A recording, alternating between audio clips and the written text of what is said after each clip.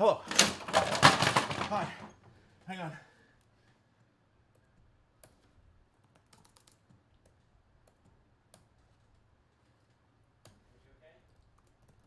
I'm fine. Everything's fine.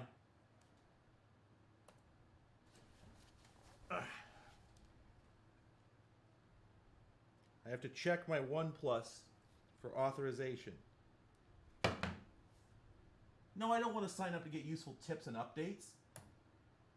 No one has ever wanted that. I want only useless tips. I want down dates.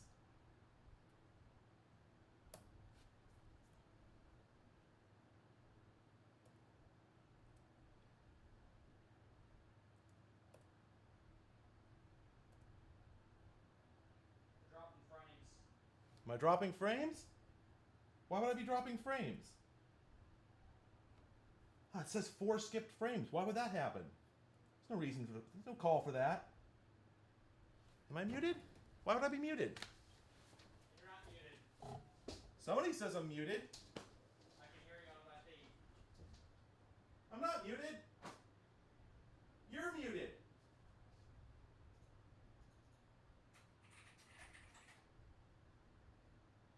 You're quiet. You can turn it up. Well, I'm quiet right now.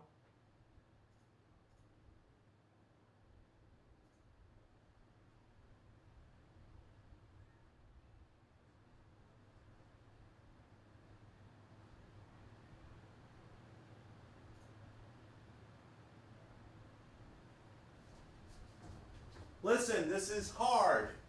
Okay? You know how hard this is? Okay, what about now? Is that an improvement at all? I can't tell. Am I getting up into the yellow? We're still dropping frames. Why are we dropping frames? There's no reason we should be dropping frames. We could be dropping internet frames. Oh my god, is our internet too bad? Oh my god. Let me lower the shit rate. Hang on.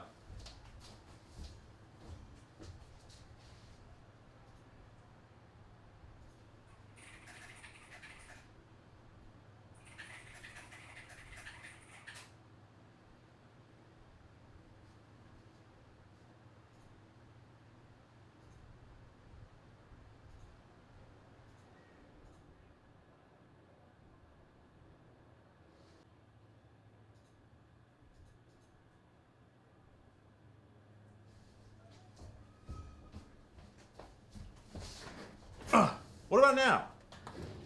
Is this better? Am I back? Oh, you gotta understand. This is hard. I wasn't encoding on the graphics card. That might have had something to do with it. Also, you know what? This mic needs to move. This is gonna be really loud. Hang on, let me put us on break for a second.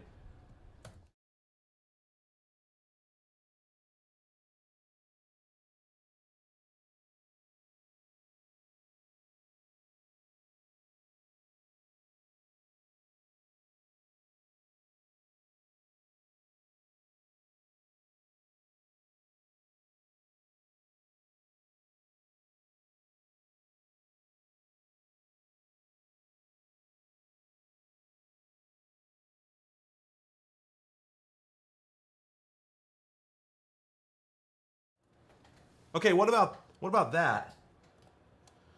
Oh man. Mike's still a bit quiet. Okay, well hang on. Well actually, now that I think about it, I moved the mic. How is that? Is that any better? You know, it still seems like it's flying a little high. Let me. Your mic is good. You think it's good now? I don't know. I don't know if I'm getting up into the red yet. Mic sounds fine. Okay, well we're this is what we're doing. This is what we're doing. We're doing this. We're doing this live.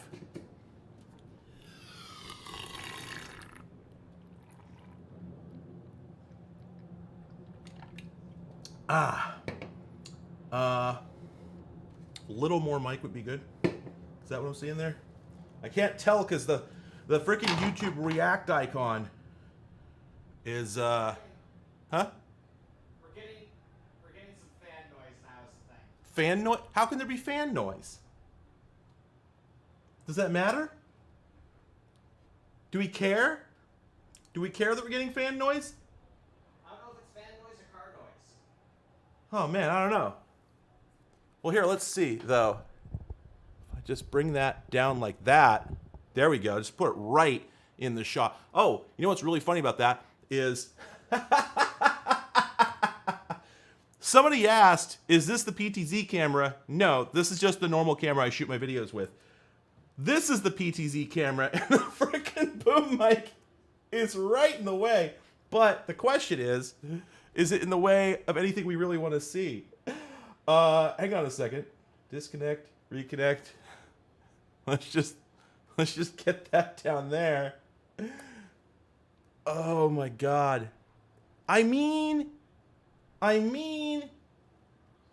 like, you know, I could get away with it, but no. So let's just put that, up there. See how we feel about that? What if we move it out there? Maybe that's okay. I really do need a joystick for this. This is the thing I'm realizing. What you're witnessing right now is a test of sorts, because I do want to do a broadcast, like a proper live show, and I want to use these cameras for it. But I'm learning, holy crap. Yeah, I'm learning that I really do need a joystick controller to do this. So give me a sec, I'll be right back.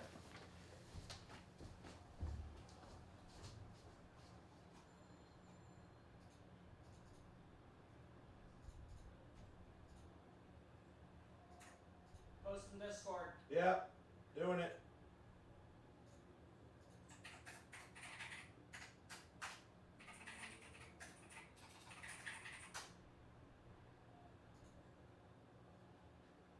Okay.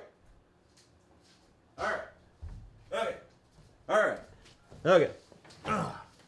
So, sorry.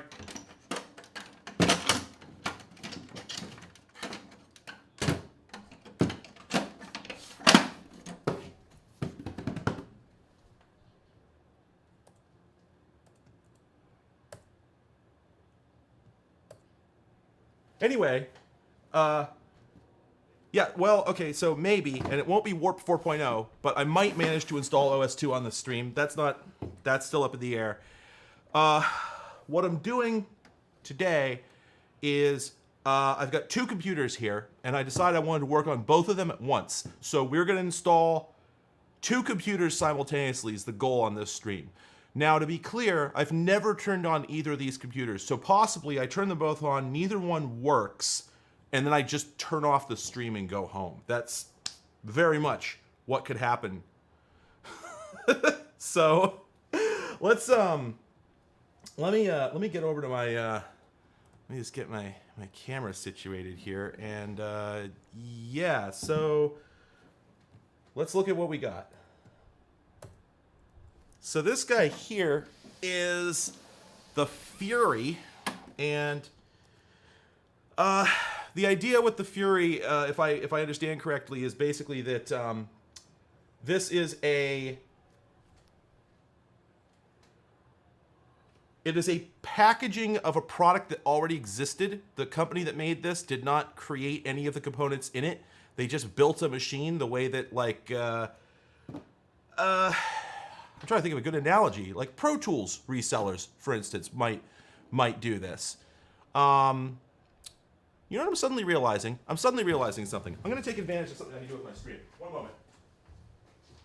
Just realized I could do this. Put that there.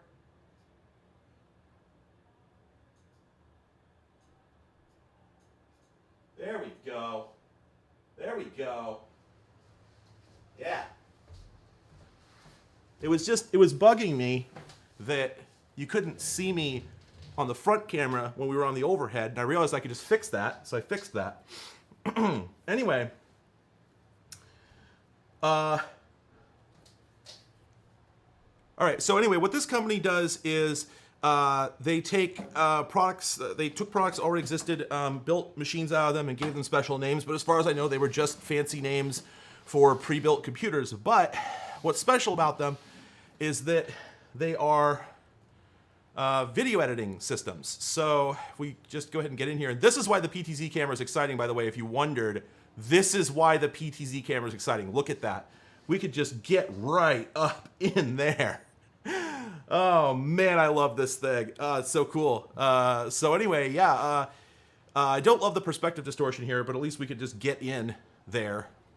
Yeah, so we got a lot of stuff. We've got VGA. We have this card, this massive breakout here. We've got another VGA for some reason, and then it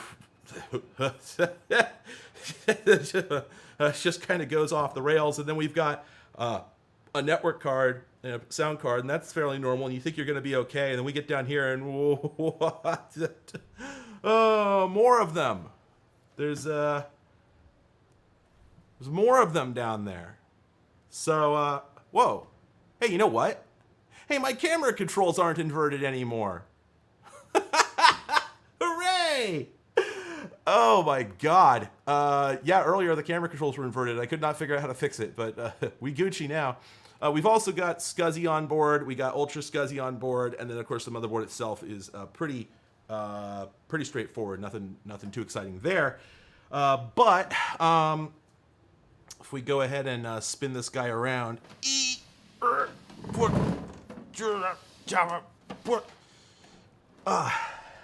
out a little bit. So I think what this is putting me in mind of is I'm just realizing if I were to use this camera, if I use the PTZ approach, I'd want to either move it off to the side or put it on some sort of arm to get it out sort of behind me, so it would have a little better angle. But I know my head's going to be in the way, but well, anyway.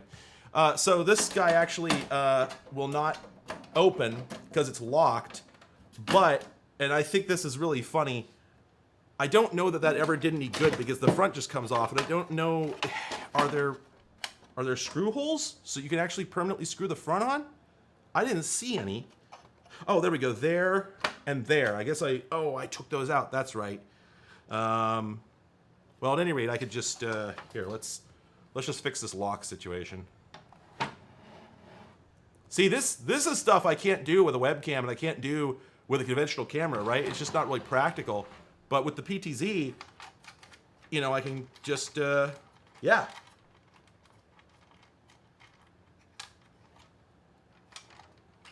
we go.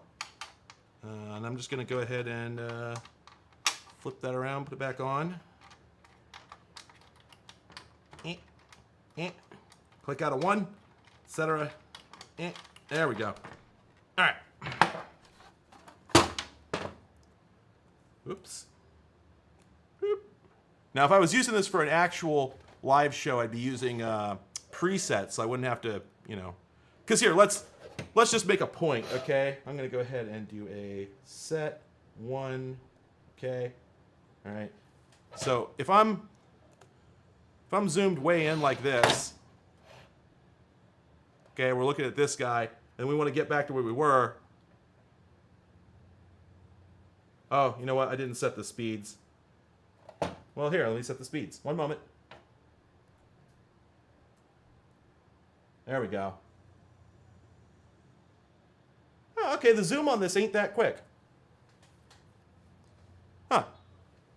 Well, that's an interesting problem. All right, anyway. So with that done, yeah, that guy, oh, the pin is missing out of the bottom. Well, okay then. Boy, this thing has some problems. There's power and reset. So lots of front bays, and that's because this machine conceivably could have been loaded to the gills with interchangeable SCSI bays, because this was a video editing workstation, so they needed tons of, pardon me, tons of storage for it. In this case, it looks like they didn't actually do that. They only had maybe one device in here, and then the optical drive.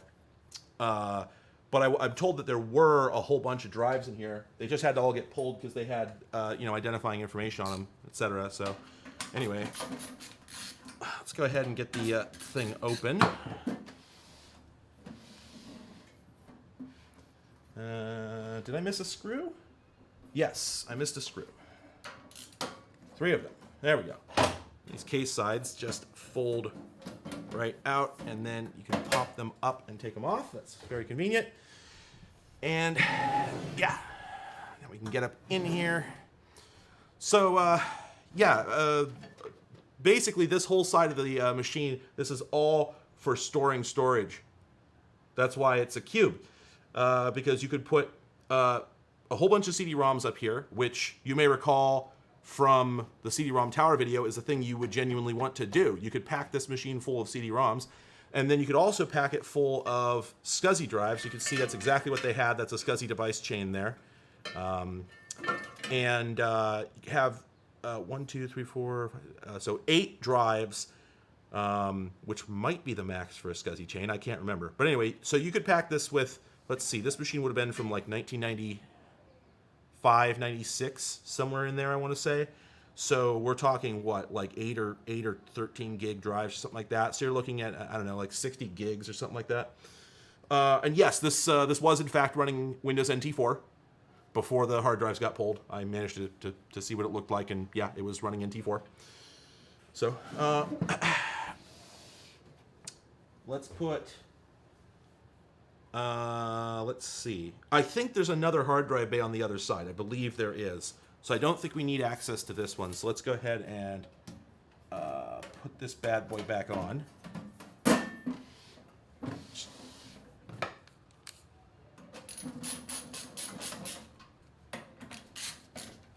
And pop the other side, which is where most of the good stuff is.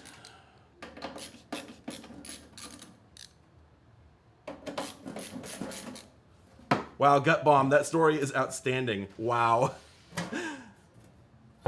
Yeah, so totally, right. They actually just raised a really good point.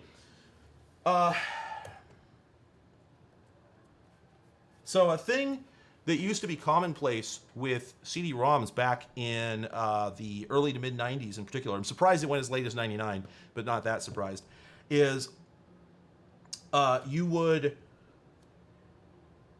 you'd buy a whole bunch of data. You'd buy a bunch of some files, clip art, video clips, referenced it. As you went through the 90s, it got less common to have reference data, because at the outset of the decade, and certainly in the late 80s when this practice started, if you wanted to have like an inventory of zip codes for every location and like census data for them, that ended up being like 80 megabytes. And that was so much data that people would actually set up an entire server just to store that if they really needed to. But what you'd usually do is you'd go out and you'd buy a CD that contained that data, and you'd put that in a server, because you didn't want it getting passed around the office, right? So only one person has access at a time and it can get damaged. No, you'd put it in your server and then share the disk itself, share the CD-ROM as a share, and everybody would mount the CD-ROM. So you'd have 8 CD-ROMs shared as different, data disks, and you just go to the Windows server or NetWare server, whatever, and mount the census data drive, and that's a damn CD-ROM. Used to be really common. And so you'd get just these single disc, normal, plain old single disc optical drives. They'd have to be SCSI, so you could get 8 of them into a machine, or 13, or however many. You could also do things like, because you've got your SCSI port on the back here, you could have this machine loaded up with drives, and you could have another one sitting next to it that's also loaded with drives. And then you've got a CD library next to that, and a jukebox on top of that. And so you can share all this data and make it all available with automation, so that if somebody goes in and tries to read data from a particular disk, it just indexes to that on the appropriate jukebox. But if it's a disk that's constantly getting used, then that's loaded in its own little private CD-ROM that's just for that disk. So that's very possibly something that would have been done with a chassis like this. Totally. Somebody would have built a server like that. It's wonderful to me, by the way. There's a bunch of people in chat right now who have direct experience with this. Like 4 or 5 people have said like, oh yeah, we did that. And I also just saw Sean Kelly said MSDN archives. Yes. It used to be And I should mention, by the way, that some of these data products were a subscription service. If you signed up with LexisNexis or somebody else that did like stock reporting, like corporate reporting for stock traders, they would ship you a binder of discs on the monthly. And if I remember correctly, reading about this, I learned that there would be like destruction agreements where basically they would, once a month or once a quarter, whatever it is, they would produce this ream of CDs, mail them to hundreds of thousands of customers, and the contract said that when you received the new batch, you had to throw out the old batch. So you never find these on the secondary market because what legal firm is, one, why do they want old data? Or sorry, stock traders firm. Why do they want old data? What good is it? It's moot. And two, the company selling that information didn't want it getting sold on the black market to people who are being told that it's, you know, the current up-to-date stuff, both because they're losing revenue and because, you know, people are getting defrauded. So, right, likewise, radio transcriptions, various radio, you know, advertisements, music, all sorts of things used to be manufactured on a subscription basis like this. Records, tapes, all kinds of things.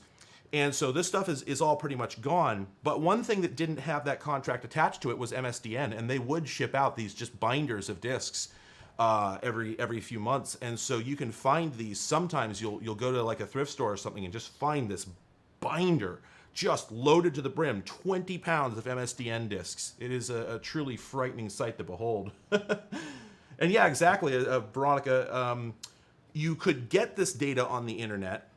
Or sorry, you could get this data online, not necessarily on the internet. Even by the late 90s, people were still connecting to dedicated services in some cases to get data like this, especially in the case of Westlaw, LexisNexis, things like that provided direct, data directly to these old men in suits who are, and young men in suits who together are destroying the world. You could get direct, like, leased line access to these companies, and that stuff was still in use by the end of the 90s, right? But the problem is, yeah, you were connecting to a server somewhere and pulling it down at bits per second.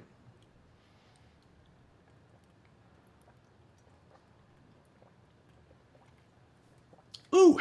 Anyway, so that's how it was in the very beginning of the decade, and the end of the 80s, I should say, when CD-ROM data started. You had these huge libraries of text, basically, just pure text data. And then that became a lot easier to manage by locally installing it on your machine or sharing it over a LAN or even getting it over the internet at that point. But image data remained a pretty heavy task. It still ate up a lot of bandwidth to try and pull down images. So that remained something that people got on CDs. So clip art collections and stock photography and whatnot continued to be a common thing well into the 2000s, if I recall. In fact, if you go to Internet Archive and you look up Corel, I think it's just look up Corel collection. I think you'll find it. There's this collection of, it's like a 300 disc set of CD-ROMs. It's all just stock photography. Just incredible stuff. Okay, so we're going to need to get in this machine here. We're going to need some light. You can tell it's kind of dim. So let me go ahead and get that guy in place. And then give me one moment. I'm going to drag a light over. See if we can get some illumination.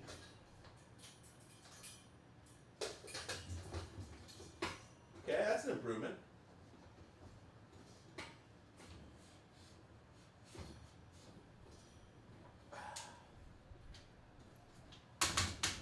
There we go. All right, we can work with that. As long as I don't clothes line myself. Good Lord. Okay. Okay.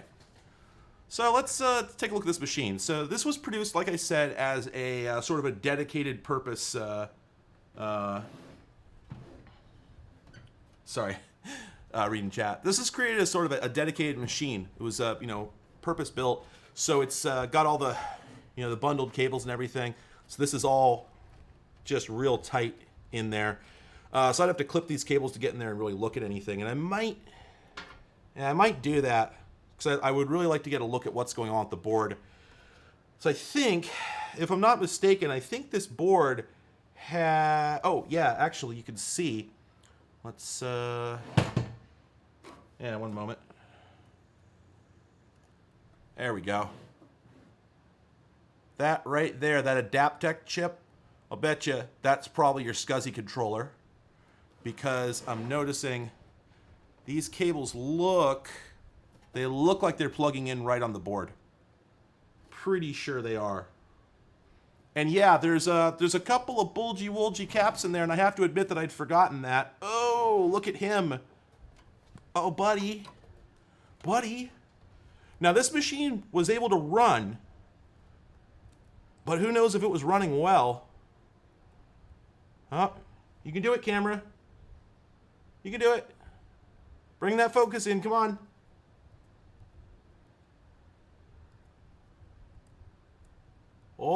Oh, there we go. Yeah. Yeah, look at that. Yeah, that one popped.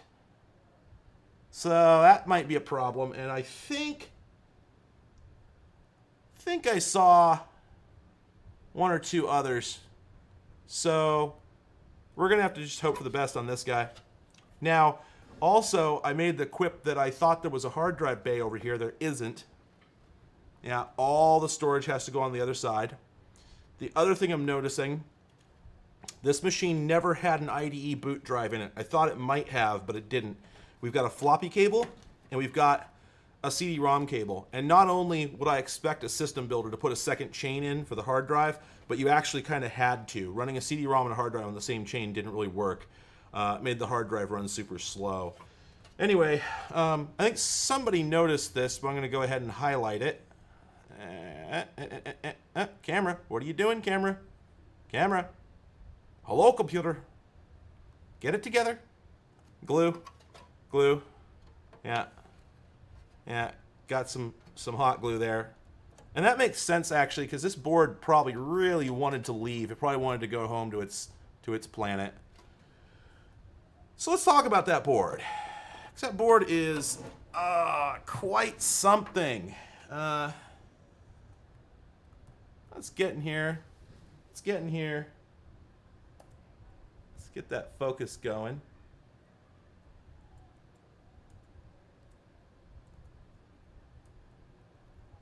Come on.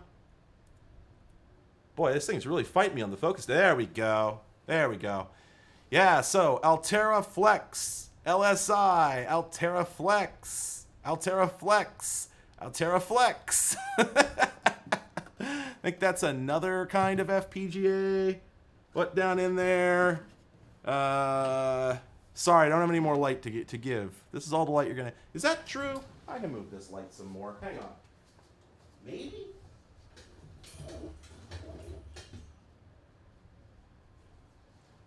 You know what, let's get mean. I'm gonna take the diffuser off the light. It didn't really help. Sorry, this is just a tough situation, okay?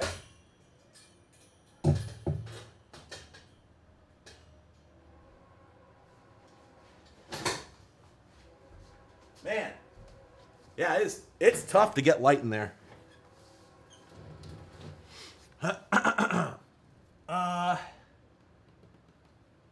All right. Anyway, yeah. So this is a Pinnacle Top Gun. Let's get... man, this thing keeps losing the focus. Come on, you can do it. Bud, I know you can focus on that. This is weird. I did not have this problem when I was using this thing before. Yeah, it keeps like limiting the focus range. Anyway, yeah, Pinnacle Systems, Top Gun.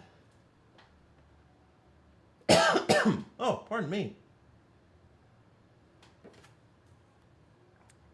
So yeah, this card, you can see how harsh I got with the light.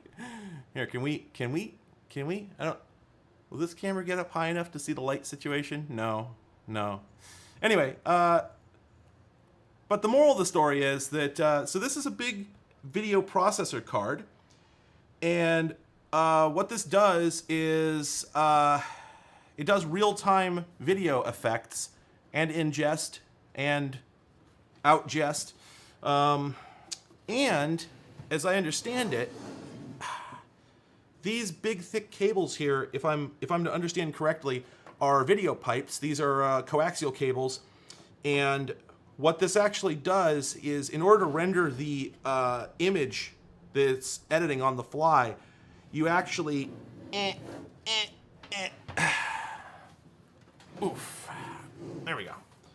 If I understood correctly, what you do is you loop your video card through this guy and plug your monitor in there, and that allows it to overlay the image. But then in addition, we've got this card here, which is an MPEG decoder, which was somehow involved in that process as well. And it's a separate product. I don't think it's related to the Top Gun. I think it's its own thing. Hang on a second. Let's see. How does this work? Oh, interesting. Huh.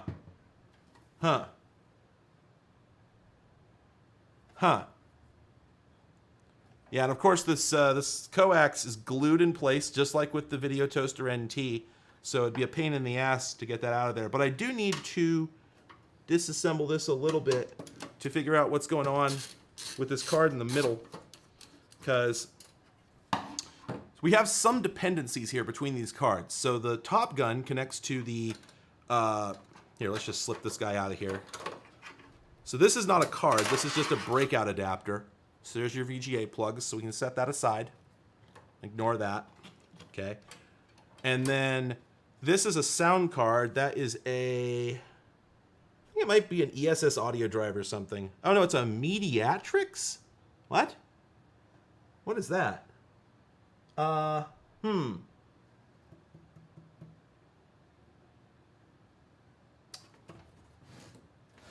me just pull that card out. Get a better look at it.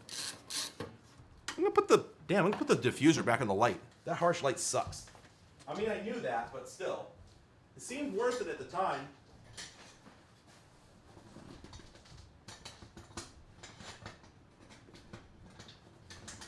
Oops. Oh, crap. There we go. Okay. Yes, we got that much softer light. Oh, okay. So let's gently extricate this fellow. It does not want to come out. Oh, it's an ISA card. That's why they're a little stiff. Okay. Certified. What do we have here? This is a Mediatrix Audiotrix Pro. Huh. Sure. Why not? See, is everyone getting a nice crisp picture of that? Because I don't have time to look up the model numbers right now. I'm going to want to look them up later. Anyway, I'm guessing this is not too exciting. This is probably just a pretty normal sound card.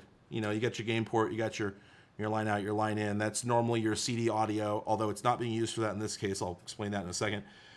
Crystal Yamaha Opal chip. So that's, oh yeah, genuine Opal. Huh. That's cool. Is it out of focus? Are we not focused? Now we're focused. There we go. There we go. Anyway. So yeah, I think this is a pretty ordinary sound card, all things considered, but yeah, looks decent. Anyway, let me put this back where it came from. But the thing it's plugged into isn't too wacky. But the thing between them is, what is this? Oh, okay.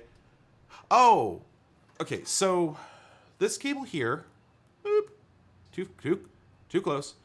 This cable here that's going into this card loops off into the distance. That's going over to the other side, and that's the CD-ROM audio cable that's looping through this card here on its way to the sound card.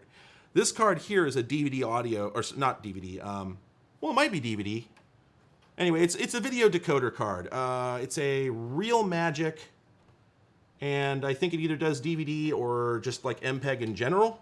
Can't remember exactly, but I'm not too interested in that. That one's not too exciting.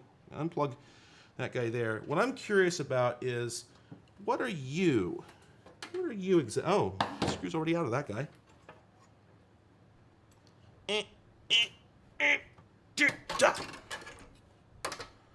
Oh.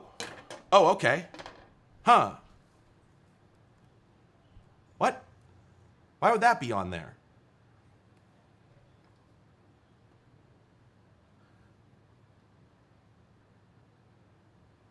Huh. Okay, so this guy here is a DV Express MX. I was just reading about these earlier, because I think there's actually one on the Pinnacle card. I might be wrong about that. I might be thinking of a different product I was looking at. But anyway, this guy is a combination. It's a DV codec, encoder, decoder, switcher, and effects processor. So this will do wipes, fades, blends, and some other various assorted herbs and spices in silicon. What's interesting about this is that the others I saw in other pictures of other cards today were labeled LSI. This one's made by C-Cube, which was an established brand in MPEG encoder-decoder cards. But what they're doing involved here, I'm not sure. Did they buy it from LSI? Did LSI buy it from them? Was it second sourced? I don't know. Additionally, DV Express, but there is no DV on here. We just have BNC, presumably composite S-video in and out, and then audio. I don't know what this card does. Huh. Additionally, it appears to be called an Aspen board. So maybe we can do something with that. Also, we have a video in header, a video out header, and a video port header. Curiouser and curiouser. I can tell you, having read the datasheet for the DV Express earlier today, that these RAM chips are attached to it, but also that they're each going to be 2 megs, because it takes 8 megs to do its magic, whatever its magic is. But I don't know, what is this card? What is this card for? Oh. What? These ports, the things I was calling S-video ports, are labeled V-in and V-out. These ones are labeled CDR-in and CDR-out. What exactly do we have here? What is this precisely, I wonder? I don't think it's exactly what it looks like. Okay, let's just Google this real quick. This is a... I don't really have a manufacturer on here. I'm just going to try PCI Aspen board first. That's not bringing anything up. Try adding video processor. No. Huh. That's not bringing anything up. Are there any part numbers on here to go off of? Wow, no. I have no idea what this is. In addition... Oh, that's peculiar. Huh. So the thing is, I think that at the time this came out, DV did not exist, because DV only came out in 1996, and I don't think this was that late. But maybe. But one thing that I'm going to point out, this is a real nitpick, but come on. Focus. Focus. Focus. Oh, we had it for a moment. There we go. Okay, this sort of thing is always worth paying attention to. That's 2 different audio jack components. Or is it the same one, but one is missing the nuts? Is that all that's going on? Why? Huh. Huh. Let's see. Oh, yeah. The pin on those 2 jacks is identical. So it's not like one is switching and one isn't. Oh, you know what it is? It's because they just realized that this one would do a pretty good job of holding the PCI blank in at that end, so they could save on the hardware for that one. So they just didn't bother. Delightful, delicious. I love it. Big money, big prizes. I love it.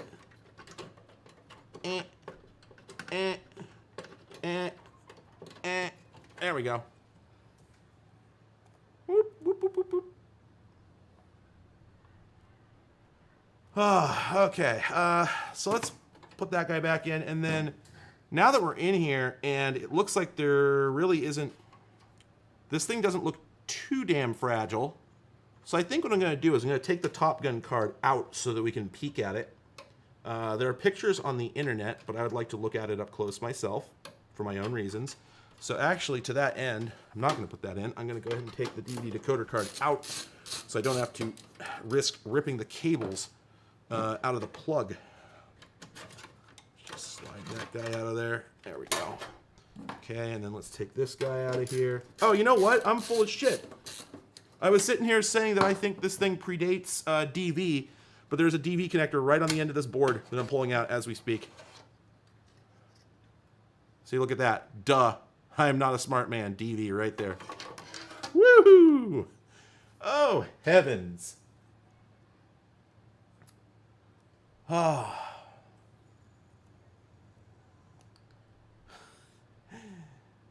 Come on. You can do it. Bring that focus in. You can do it. Oh, there we go. I gotta get better control software. I need better representation, is what I say. Yeah! Chips, baby! Chips. No, you know what? Let me slow my pan down. We're gonna get that good pan. There we go. Oh, it's still out of focus. There's manual focus, but it's like really janky. There we go. That's what we want. Okay, here we go. This is the Pinnacle Top Gun. 1, 2, 3, 4 Altera Flex FPGAs. Then we've got an LSI chip. In fact, this one's exciting. Basically, every time I zoom, it turns off autofocus. It's extremely irritating. I wish it wouldn't do it. Oh, did I finally reach the limits of the focus range on this thing? Yeah, every single time I zoom, it turns on autofocus. That's freaking weird. Oh, it's got a name. That's the Pinnacle Sherman. Ooh, that's strong.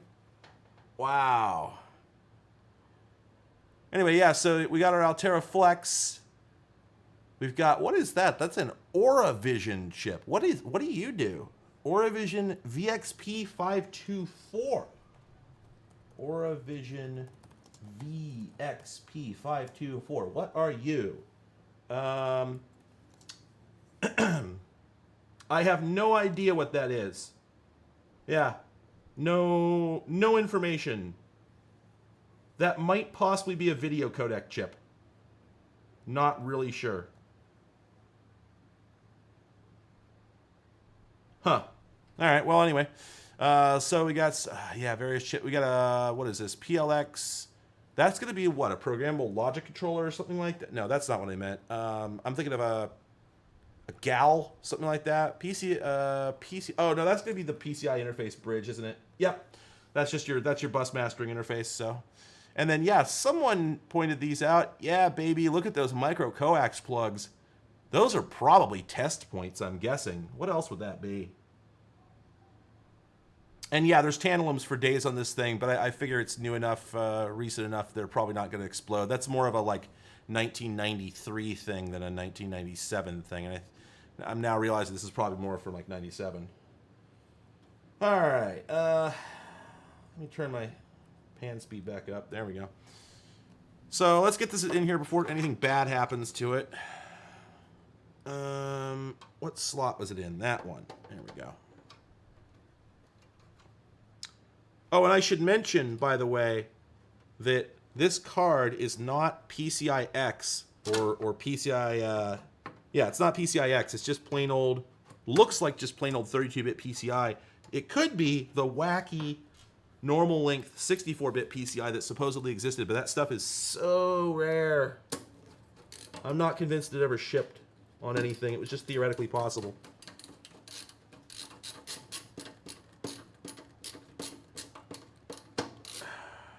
There we go.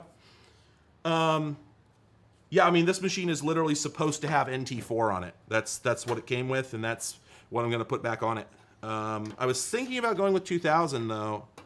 I think I kind of want to try 2000 because NT4 is really, really unpleasant. It's one of those things where I keep wanting to tell myself, like, oh, man, it's, you know, it's got a vibe. But the vibe that it has is the same vibe as, like, a, you know, moldy food. Like, it just stinks. It's not good. The primary issue I have with it is that it's bad, actually. NT4 is a terrible piece of software. The best part is, like, I have memories of it. They're not actually fond memories. Yeah, NT4 has no device manager.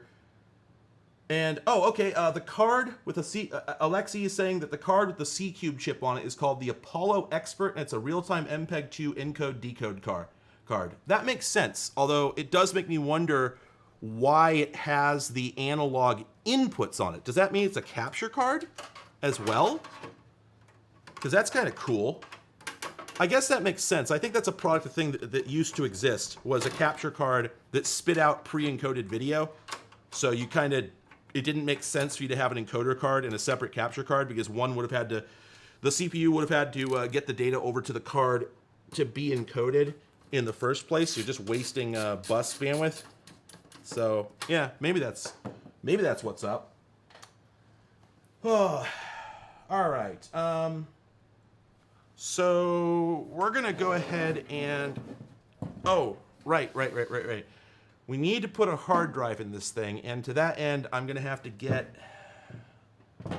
I only have IDE hard drives. I don't want to put a SCSI boot drive in it, just because those are getting so hard to come by these days. So we're gonna get this thing set up with a like a 40 gig IDE boot drive, right there, and to that end, we're gonna need. There we go. IDE cable. I'm gonna have to route that. And this does not, no, this does not have a Flint digital sticker on it.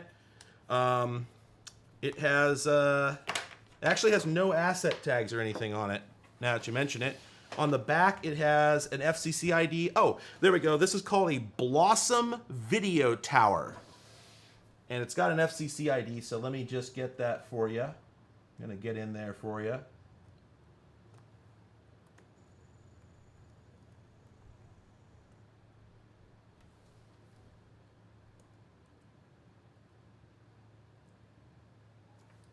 The FCC ID is Mumblesvid.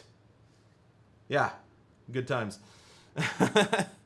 Anyway, yeah, so let's get our IDE drive mounted. Let's get a cable routed for it, and we'll get this thing installing, and then we'll move on to our second computer, because we do have 2 computers to look at today.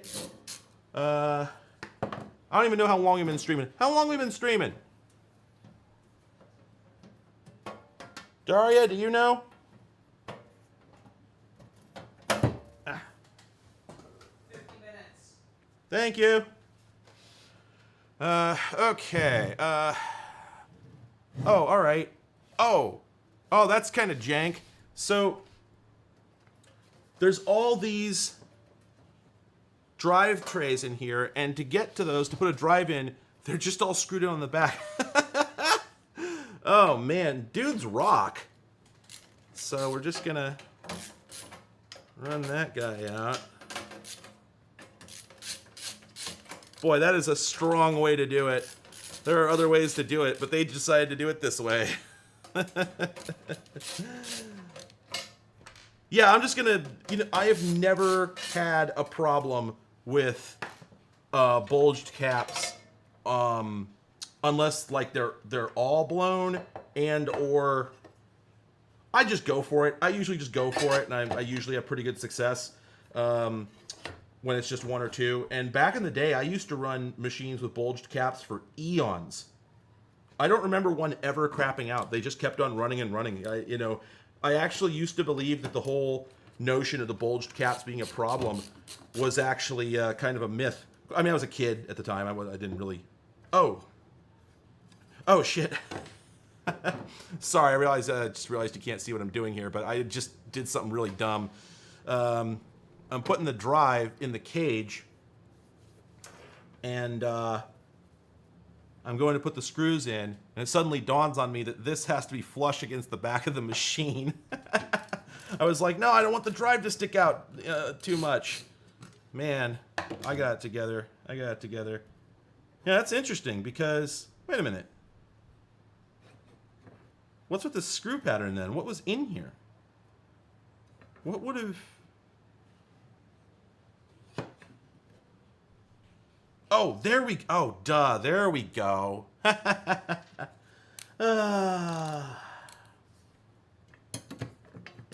Folks, you gotta be smarter than the thing you're trying to fix.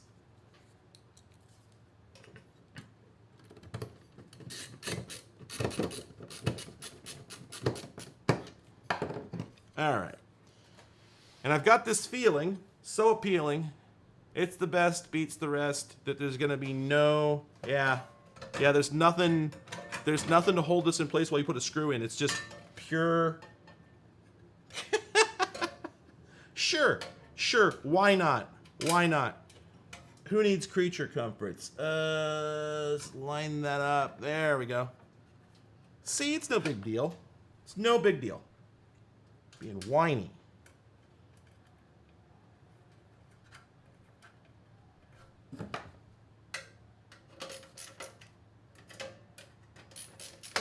All right. Good enough.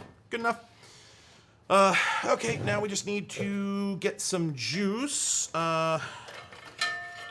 So let's get the SCSI cable out of the way, and there we go. That'll reach. Okay, that'll go there. Let's plug our IDE cable in first. I'm not going to bother looking at the jumpers on this. I'm sure it'll be fine the way it is. It's not like this computer has an extremely old BIOS or anything like that. There we go. Okay, I guess, oh, I think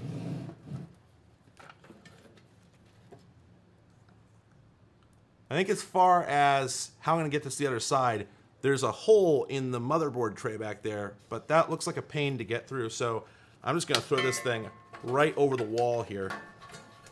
Just send it. Just send it. We'll see if that works. All right. Whoa, that's a little bright. All right, power.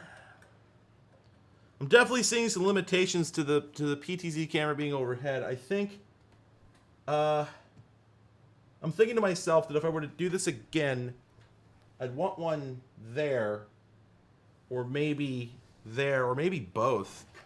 I don't have enough inputs on my video switcher for that, I don't think. Oh, that's right. Yeah. Oh, man. I need a slurp. One moment.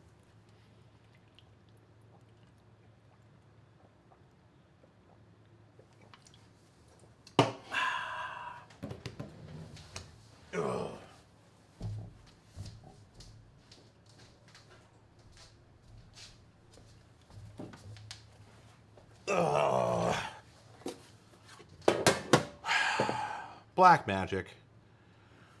What else is new, though? So, a while back, a viewer hit me up by email and said, sorry.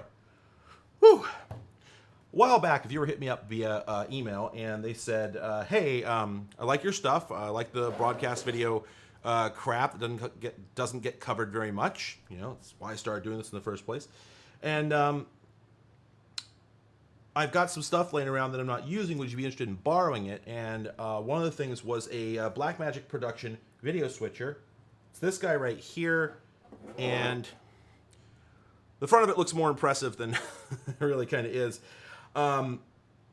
this is the ATEM Production Studio 4K, which sounds very modern and impressive, and it's got all these buttons up here. And then if we swing this around here, woo, hey, look at all that. Oh, there's so much going on here, right? We've got, we got 4 HDMIs here. We've got all these SDI inputs. We've got HDMI outputs. We got a multi-view output. We got sound in, sound out. You know, things got built-in Ethernet. The whole works. And so I said, yeah, cool. I'd be interested in seeing one of those. Never gotten to work with any of their newer stuff. You know, I mean, I have the Echo Lab switcher that I did a video about some months back. The basic introduction to video switchers video is the precursor to this entire range of products. Blackmagic bought Echo Lab and renamed the product to the ATEM, and this is the ATEM Production Studio 4K. So it's a derivative of that exact device. And if you take a look at the pardon me, if you take a look at the control software for it, you won't be fooled. It looks like the control panel on that device. They even modeled the exact kind of plastic push buttons. And it's 4K, so I'm like, okay, I'm sure that'll do what I want. I'm not going to work with 4K. I certainly don't have that kind of stuff, and I don't really have anything that does SDI. I certainly didn't then. But it's got 4 HDMI inputs, and it sure looks better than an ATEM Mini, the little $300 jobs. I'd tried that a couple times, and it hadn't worked out. So I thought this would be a more professional piece of equipment. And so I told him to go ahead and send it over. And it arrived, and it looked very impressive. And then we started trying to use it. Blackmagic, man. Blackmagic. They don't change. They really don't. Blackmagic remains the way that they are. So when you get older devices, it's always the same story. It says HD on it. And you're like, oh, cool. Wow, it's modern. Absolutely, yeah, HD. It does 720p. Or it says HD and you're like, oh, great, it's modern. I can use it. It does 1080i, 60. It's incredibly difficult to find something made before like 2018 that really puts out 1080p 60. In a lot of cases, it won't even put out 1080p 30 with a lot of stuff. This one doesn't have that problem, but its limitation is that it only does 1080p 5994. And I get it. That's a broadcast thing. This thing is intended for broadcast purposes. But unfortunately, I don't play that way. I do 1080p 60 stuff. And it turns out that the PTZ camera that I'm using overhead here will not speak 5994. It only speaks 60.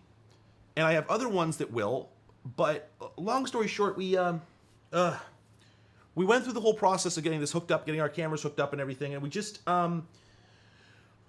we couldn't get it to work, and it's not clear why, but the best way to put it is that it was unhealthy.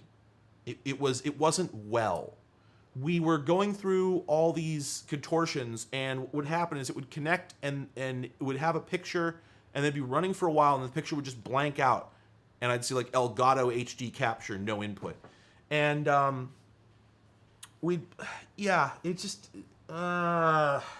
and it has no frame sync, right? Which is, I understand that. I understand why that is, but it's still frustrating. If it's in 1080p 5994 mode, you cannot put 720p into it. You cannot put 1080-30 into it. You cannot put anything except 1080p 59.94. It is incapable of converting between frame rates and resolutions and whatnot. So it's just, it's a shame, because I'm incredibly grateful for the generosity of the person who loaned this to me. I'm sorry, I can't remember your name. I don't know if you're watching, but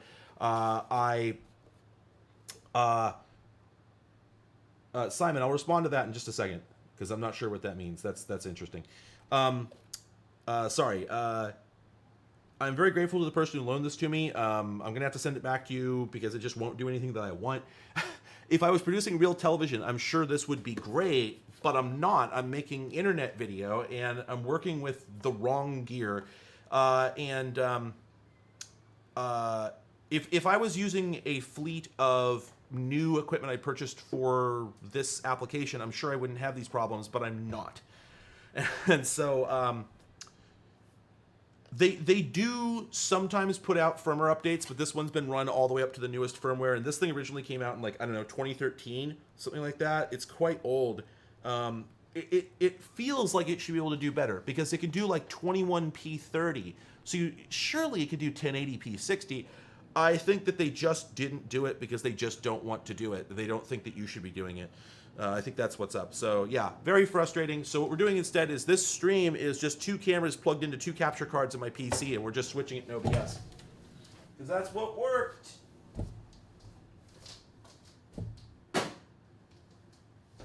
Ugh. Krusty the Clown grunt. Ugh. Okay.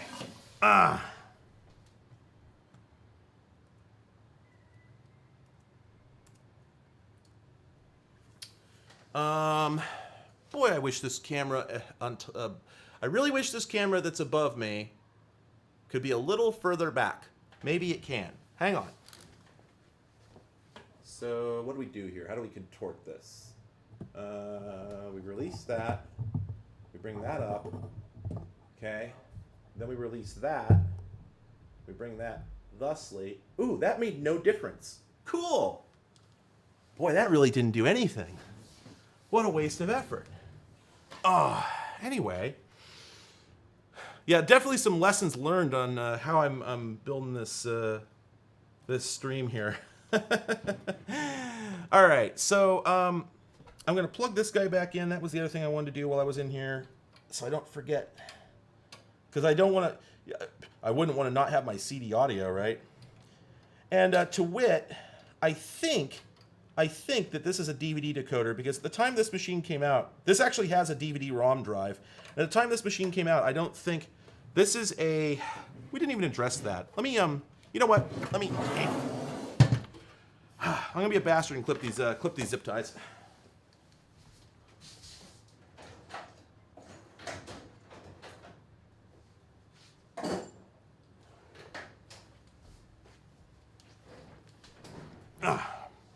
Just want these damn things out of the way. Oop.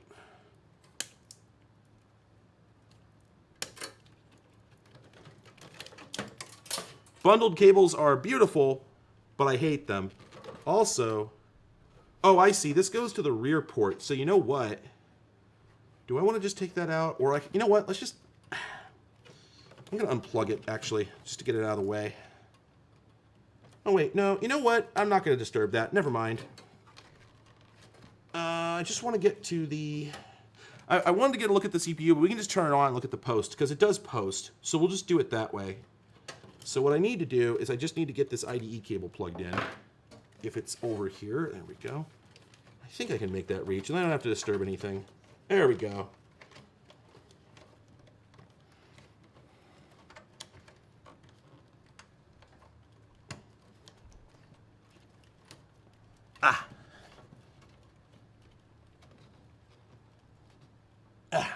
Yeah, this machine has 2, maybe 3 onboard IDE SCSI chains, which is impressive. I don't know. It's kind of hard to see. Boy, I got to figure out how to do this better. But 1 SCSI, 2 SCSI, 3 SCSI. It looks like 2 like ultra SCSI interfaces, and then just like a 50-pin basic SCSI 1 style interface. Yeah, so about that, generic sweetener. Regarding the software for the machine, the reason that we're here is, in fact, because I do have the software for this machine. I've been sitting on this until somebody got in touch. Valentine, if you're watching, thank you so much. I'm really excited. I'm going to try installing the software on this thing, and we'll see if we can make it go. Oh, you know what I just noticed? We got a badge down here. Oh, right. Let me gently turn that over. Let's get in here. What do we got? Focus. Focus. I know you can do it.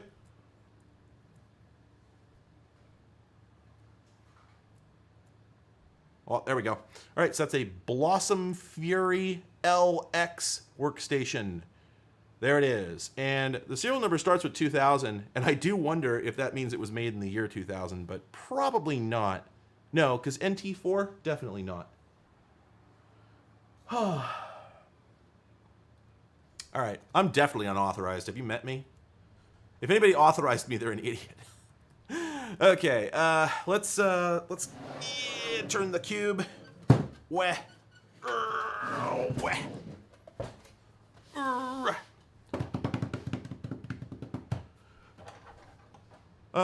Let's set this off to the side. Actually, I'm just gonna pile this up on the shelf behind me, out of the way.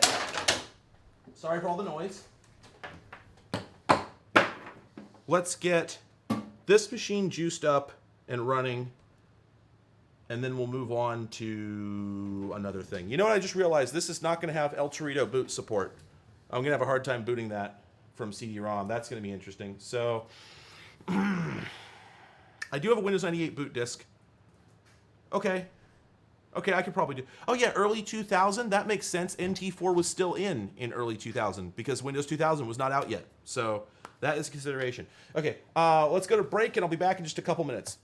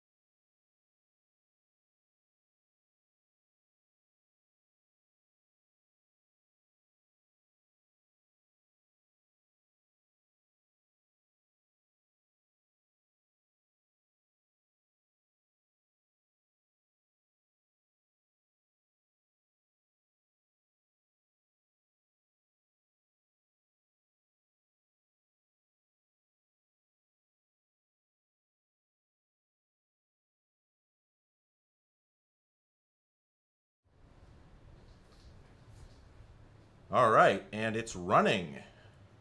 Turns out that's a super micro board in there, and it's going to take quite a while to go through all this RAM, so I'm going to go ahead and skip it. There's a 512 of your Earth megabytes in this thing, and I'm going to go to the BIOS setup. The BIOS battery is, of course, dead. But I'm going to get into the setup here because, yeah, baby! Oh, man. Heavens to Betsy. It's the good BIOS, everyone. Everyone listen. Everyone look. It's the good BIOS. If you're not familiar with the good BIOS, let's just go ahead and look at the most important thing about it, the mouse, which has, as mice should have, a tail. Oh, it's so good, though. It's so good. Also, there's like perhaps 60 pixels on this screen. Not much more. Anyway, so before we proceed with that, I would like to let you know that what we're using here for a keyboard is, I wanted something that would save space. So what we have here is a Unicomp, sort of a Model M clone. I think it's got the buckling springs, and yeah,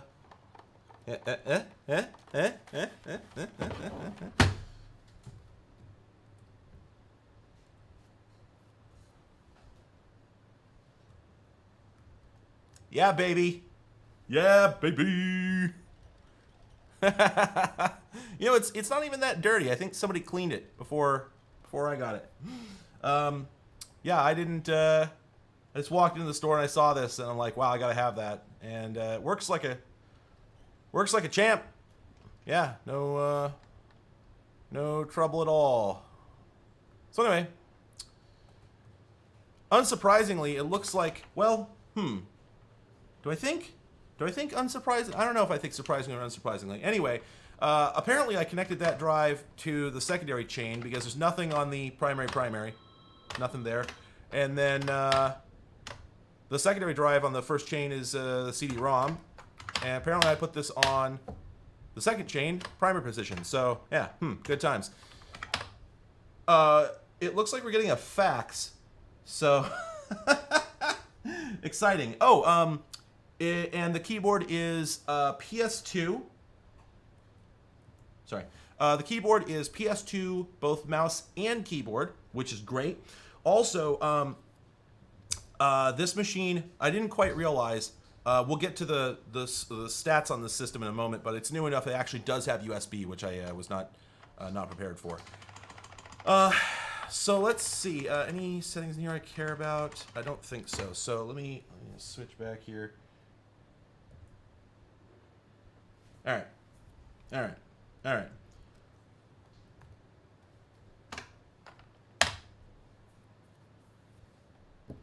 Yeah, I never got rid of the fax or anything, but to be honest, I wasn't really sure how to handle it because people send me lewd stuff, they send me occasionally offensive stuff, etc. Can't really just openly show everything on, on a stream or channel or social media or anything. Not really a safe thing to do. So, it seemed like a good idea at the time, and then strangers started faxing me. I wasn't really prepared for that. So, yeah, I haven't figured out what I'm going to do with that quite yet. But anyway, let's just work with what we have. There we go. I think I've gotten one spam fax. I think just one. Yep. So I was right. It's an Adaptec 7890 SCSI, as I suspected. I don't know if that fax is coming in. I don't hear it printing. Okay, and here... Ah, shoot, it skipped ahead, but yeah, so it's a Pentium 3 700 megahertz is what it turned out to be, for the record. Still receiving. Wow, that's really over... Oh, it's because the light's right over there, so it's getting a little over illuminated. Anyway, all right, let's get the Windows. So I'm going to try Windows 2000 at first. I'm going to hope it works. I think the driver model is compatible. And to that end... Boop, boop, boop, boop, boop, boop, boop, boop. There we go. It's almost like I should have somebody else running the camera. Whoever thought of it. I brought all my software here in the OS2 Warp box because, well, that's all I had. Okay, all my legitimate OS2 discs. I do actually have original stamped. See, legit. That's OS2 Warp 4. I've got the. There's the supplemental device driver disc, whatnot. But I have other burned copies because they've got the fix packs built in and stuff like that. So we need 2 discs here. We're gonna need. Well, actually, what do we have here? Oh, there we go. Windows 2000. And I got NT4 just in case that doesn't work. And then this is Warp 3 for the other project that I'm hoping to get to today. And the rest of this is all... Oh, and then if you were curious, that there is the software used for the Pinnacle card. It's called Real Time. R-E-E-L. So OS2 is not going on this machine. It is going in another machine that I'm going to bring in once we have the install going on this one. Oh, sounds like our fax is coming in, and just for whoever's faxing me, I make absolutely no promises that I will be playing that on the channel. Just, I want that up front. If you fax me, it may be going into a black hole. I am by no means obligated to share each fax that I receive. Oh, but I'm obligated to share this one. Oh, this one I gotta share. Does it look like it has any information on it? Oh, folks. My God, there they are. Folks, it's them. Folks. Folks, look. Who is this? Somebody cop to this. Somebody tell me. Who is sent? Oh, look at... Now that's just... You see what I'm talking about? People send me lewds. Right? This is not fit for public consumption. That's too soft. Imagine touching one of those paws. That's wrong.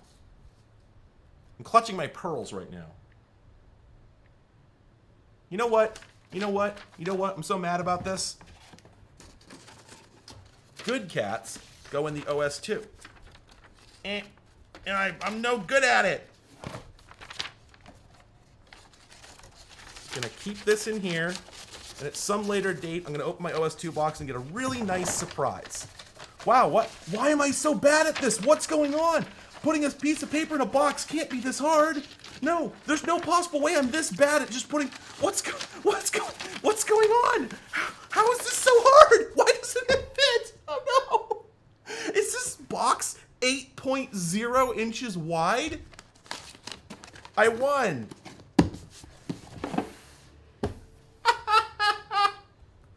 Oh man! All right. Let's get back to what matters. Anyway. Okay, so this thing should boot from CD, so let's pop a CD in there and see if it does. I put the machine on the floor, so I can't show it. I only have limited space here. Sorry. If I had 12 cameras, then I could simply turn on the floor camera.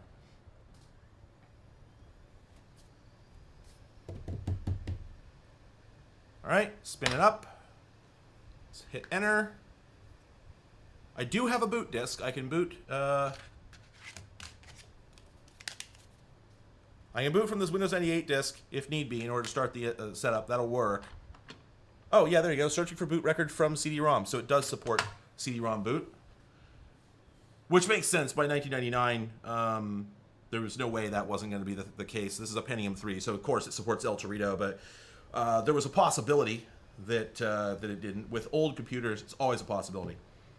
I'm sorry. David would like to fax us. Oh my gosh. What's my fax number? I don't remember. Hang on. Give me a second. Oh shoot, what's my fax number? I never wrote it down. You still have the bumpers and OBS? No, I don't remember what I did with them. Everyone please wait.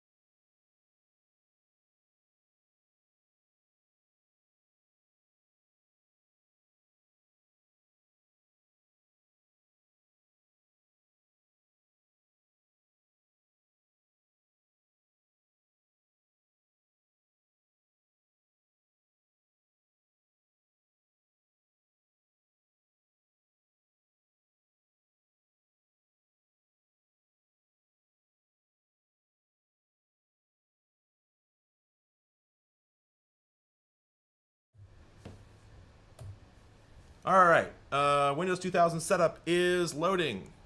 So no problem booting from the CD-ROM, which is cool. You know what I didn't do is I should have put the overhead cam thumbnailed in this camera. I should definitely do that. Let me do that.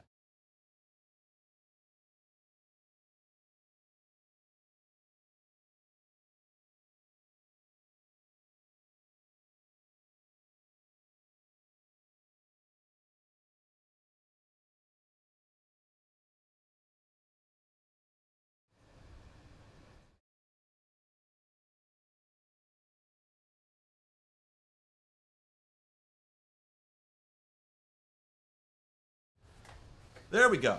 Now we can watch Windows 2000 install while seeing my smiling face. It looks like we're receiving another fax right now. So,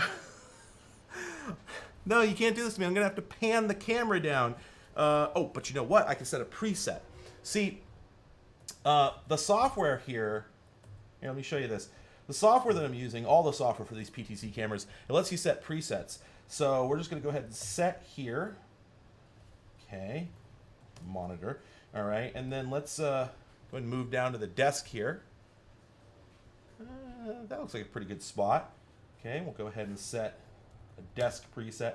And now I can just hit this, and we'll just move right up to the monitor, and we hit this, we go right back to the desk. It's not the most beautiful whip pan there, but it does work. Let's go ahead and let's get another one set here on the keyboard. All right, and now we can just easily move monitor to keyboard to desk to keyboard to monitor.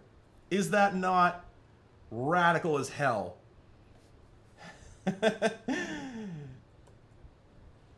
Anyway, yeah, so going back to the monitor for a second. Yep, looks like yeah, don't get me wrong here. I'm planning on doing a video at some point because I'm apparently Epis Vox now. I'm going to go ahead and do a video at some point explaining how PTZ cameras might just be what you're looking for to make your stream pop. Because, yeah, I mean, you see what I was just able to do there. Imagine if I had a larger room I was working with and more dedicated space where I could set up cameras in strategic locations and I could, yeah, you get the picture. No, no pun intended. What do we have? Oh, that looks good. Let me redact some numbers. Okay, go ahead.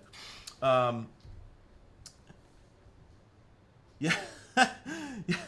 Win98 mail merge. I don't even remember that one. Anyway, and yeah, I'm working on finding models of PTZ camera that are not too terribly expensive. The ones that I'm using, I tried to set this show up using. There we go. Oh, outstanding. I tried to set this show up using Vadio RoboShots that I got a really good deal on, but they ended up being really problematic. I think they'll be useful for my actual, my big live show that I plan on doing probably in a couple of months.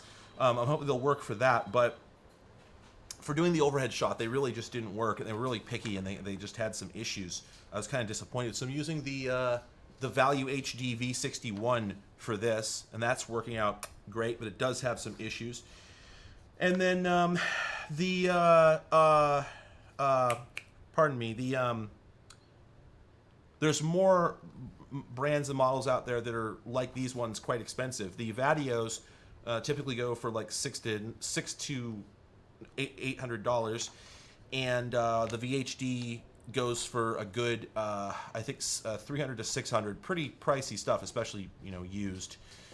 But then there's oh, okay, outstanding, excellent. We're getting some faxes here. We'll address those in a moment. Oh, okay. But I was just recently put on to some models of Cisco telepresence cameras that might actually be suitable for this sort of thing. They look like they're decent quality, but you can get them for between $30 and $60. And I haven't had a chance to look into that yet. I'm going to talk to the person who's looking into it, but I'm probably going to have to order one and experiment with it. And then, yeah, I'm hoping to make a video where I explain that, yeah, if you're interested in putting in, if you've got space to work with, because these don't really work if it's close range. You can't really put one of these here like a webcam and make it do what you want. I mean, you can, but it's not really worth it. You're not going to get that much out of it that you wouldn't get out of just using like a cheap mirrorless or something like that. Because the motion at that distance is just not very useful. I can imagine that guy, the YouTuber does the live streams with the drums, and he's got the snake camera that's always on there. That guy, I feel like he would have a use for close-in PTZ cameras, but for most people, I think it wouldn't really be worth it. But if you've got a big space to work with and you're ready to set up cameras in strategic locations and plan everything out, and set up your stream deck and all this stuff, I think there's a lot to be said for this, because the image quality is terrific, and the stuff you can do with it, you just can't do with a webcam. So that's pretty exciting. Not Dank Pods. No, there's another guy. I really like his stuff. I cannot remember his name. Give me a second. Let me hang on. I can do this.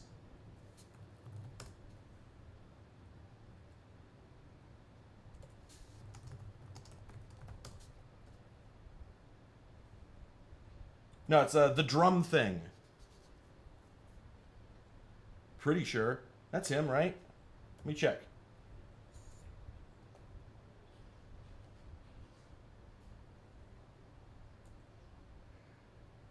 Wait, it is? That's Dank Pods? Really?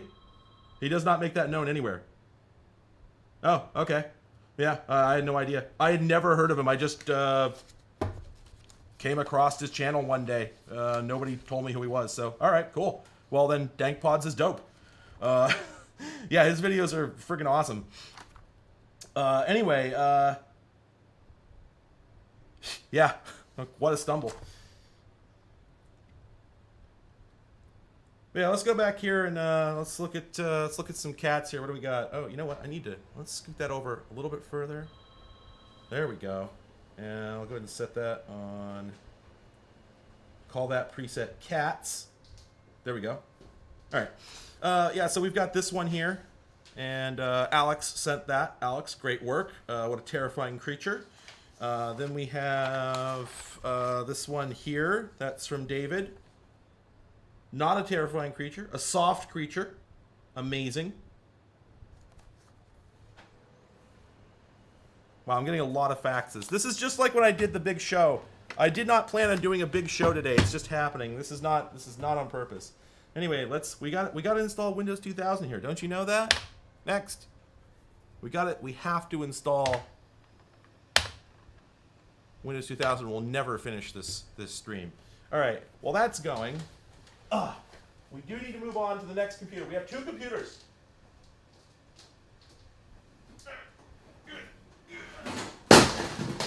Whoops. Oh, knock some shit down.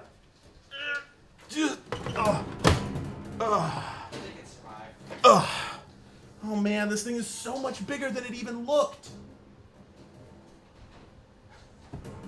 This doesn't fit on the screen. Oh no! It's so big! Oh man, I specifically wanted a full tower, but apparently I didn't want a full tower. This is unnecessarily large. There's no reason for this. What am I gonna do? Well...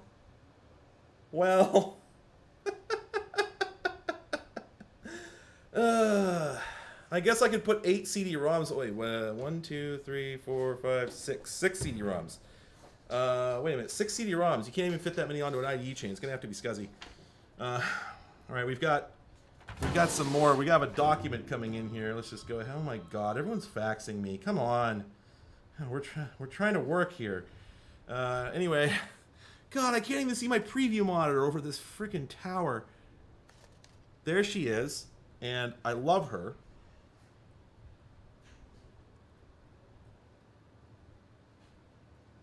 Need to get focused. There we go. Now that's a kitty. That right there is a kitty. Let's go ahead and just tuck that under there. Anyway, but yeah, can I get this in frame on any? Oh, okay. Oh, whoa, the PTZ can do it. Hey, there you go. You know, I'm going to save myself some time and just get this case side off right now. And I'm so sorry. It's going to be really, really loud because it's right next to the mic, and there's nothing I can do about that. If you're here, it's a waiver, disclaimer, not liable, sorry. Oh, there we go. Okay. Probably the loudest sound of the stream is over. And let's now... Cool, I can now see my preview monitor because I can look through the case. Problem solved. Hell yeah, that's how we make it happen over here. Now, can I move this light to get a little more... God, why is the light situation so stark on this stream? I don't know what's up. All right, anyway, so let's get these poor bastards back in place.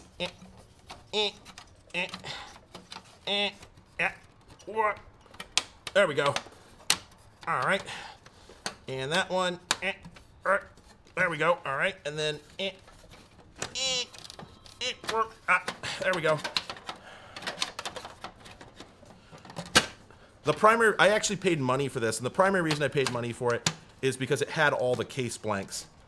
It looks so bad when any of them are missing. This one's damaged, though. Wait, no, it's not. What the hell? Why won't that? It won't snap in. The other ones are all snapped in. What? Oh, it's deformed. Oh, because it's been sitting in there cockeyed for so long that the plastic took on a bit of a shape. Let's see if that was adequate. Ooh, that feels good. That's better. Still not what it should. Is it upside down? No, that's nothing. Yeah. Huh. Alright, well, whatever. It's my least favorite thing about case blanks. Alright, well, anyway. So, yeah, loving the powerful Miami Vice power switch. It's very good. Ooh. That thing's definitely AT. Heavens to Murgatroyd. We've got the turbo switch down here. Chunk chunk.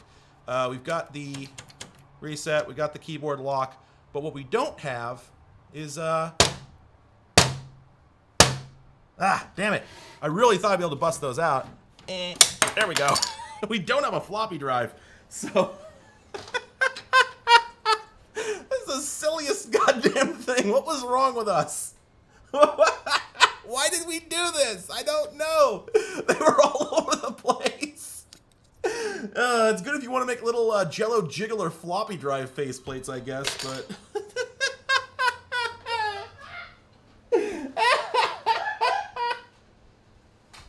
All right. Grim it up. There we go.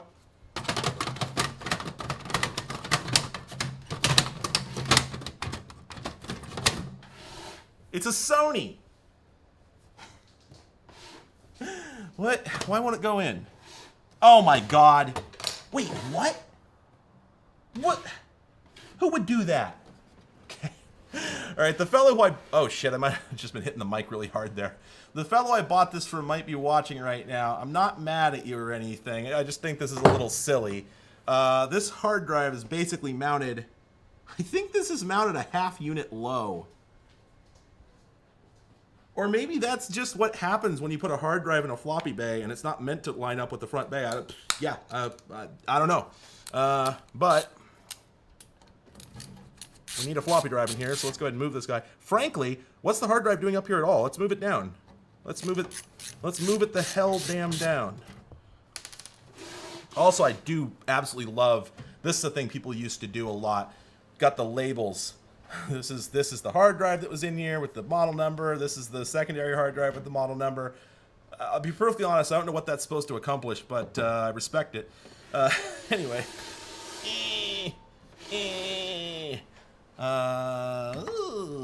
It's kind of hard to get to the hard drive screws.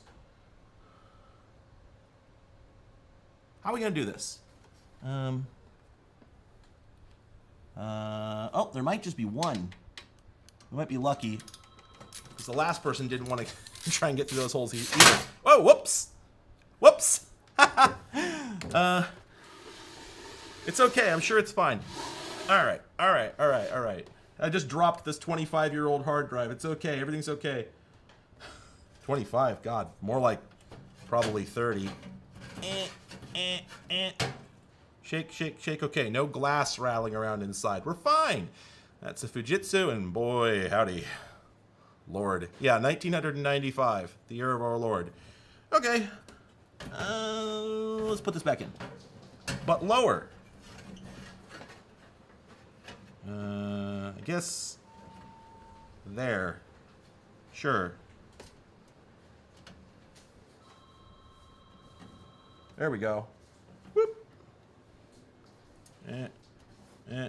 The fact that they make hard drives out of glass platters is possibly one of the funniest things about computing.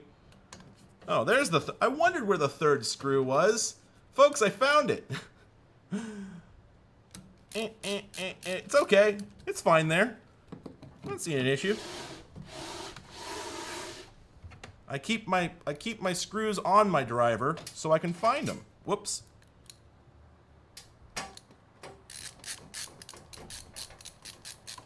There we go. Outstanding. Things are coming up Millhouse at this time. All right. What do we got? What do we got? You got? Gimme. All right. What do we got? What do we got? The fax, 1-bit color doesn't. Oh, right. Yeah. That's fair. Okay. Yeah, we got some more faxes here. What do we got? Well, yeah. I see an eye. It's like mall rats. I'm doing the, it's a schooner. Oh, wait, is that an ear? Is that a nose? Is that a nose? Is that a puppy? Pabubby bubby? I think it's a pabubby. I was getting the impression it might be a faxes. Loving it. Couldn't even make that one out. I think... Oh, that's a kitty face, right? That's gotta be. That's gotta be a kitty face. What else could it be? Let's get in there. That's gotta be a kitty. I have to believe that.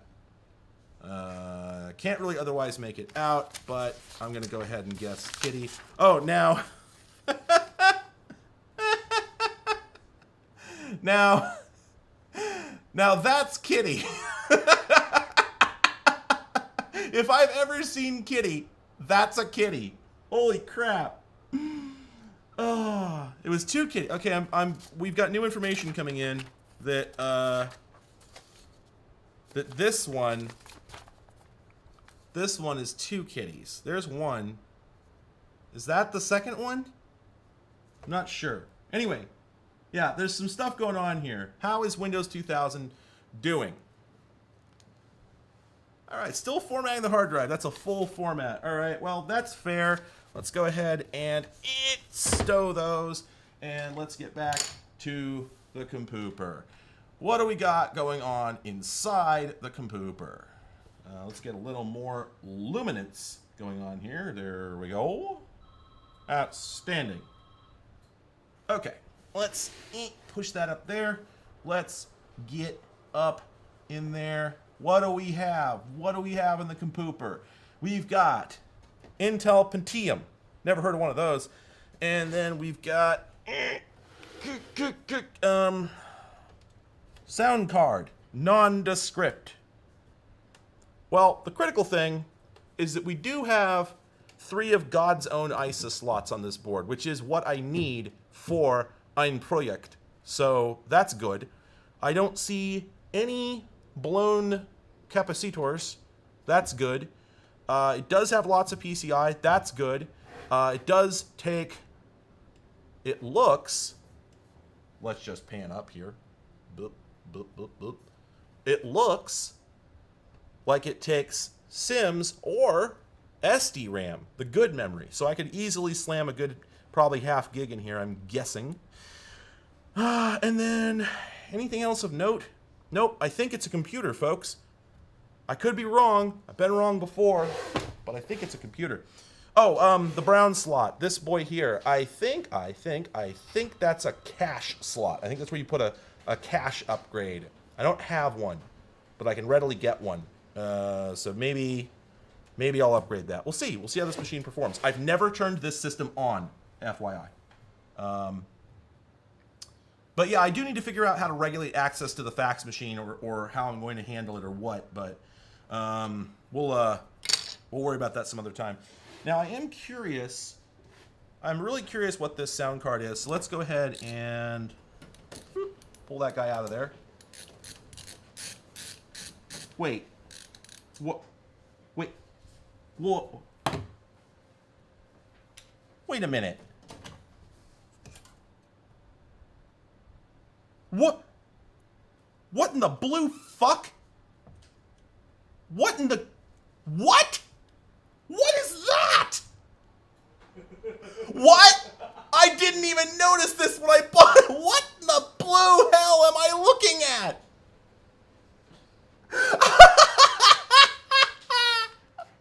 What? What? Somebody knows what a diamond edge is. I can tell. Panlantis. Oh. Oh. Oh, hey, Pan. I didn't know you were here. Yeah. What the dick? What is this? Folks, it's the,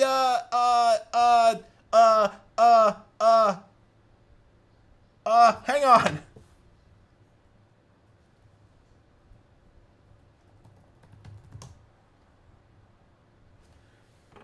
It's the Bitchin' Fast 3D 2000 from Living La Video Loca. Oh, boy. It's everything. Holy shit. Why? Why, though? So we've got an NVIDIA DAC. We got an Analog Devices sound port. We've got a NVDSP. It's presumably a 3D card. Whoa, what the... 2,000 American dollars on the electronic bay. I can't sell this. That would be wrong. I gotta keep this till I die. Hey, it doesn't have the VRAM expansion, though. It's worthless. Boy, oh, I can't use this in this computer. Actually, for several reasons, I can't use this in this computer. I'm gonna swap this out for... where's the bastard? There we go.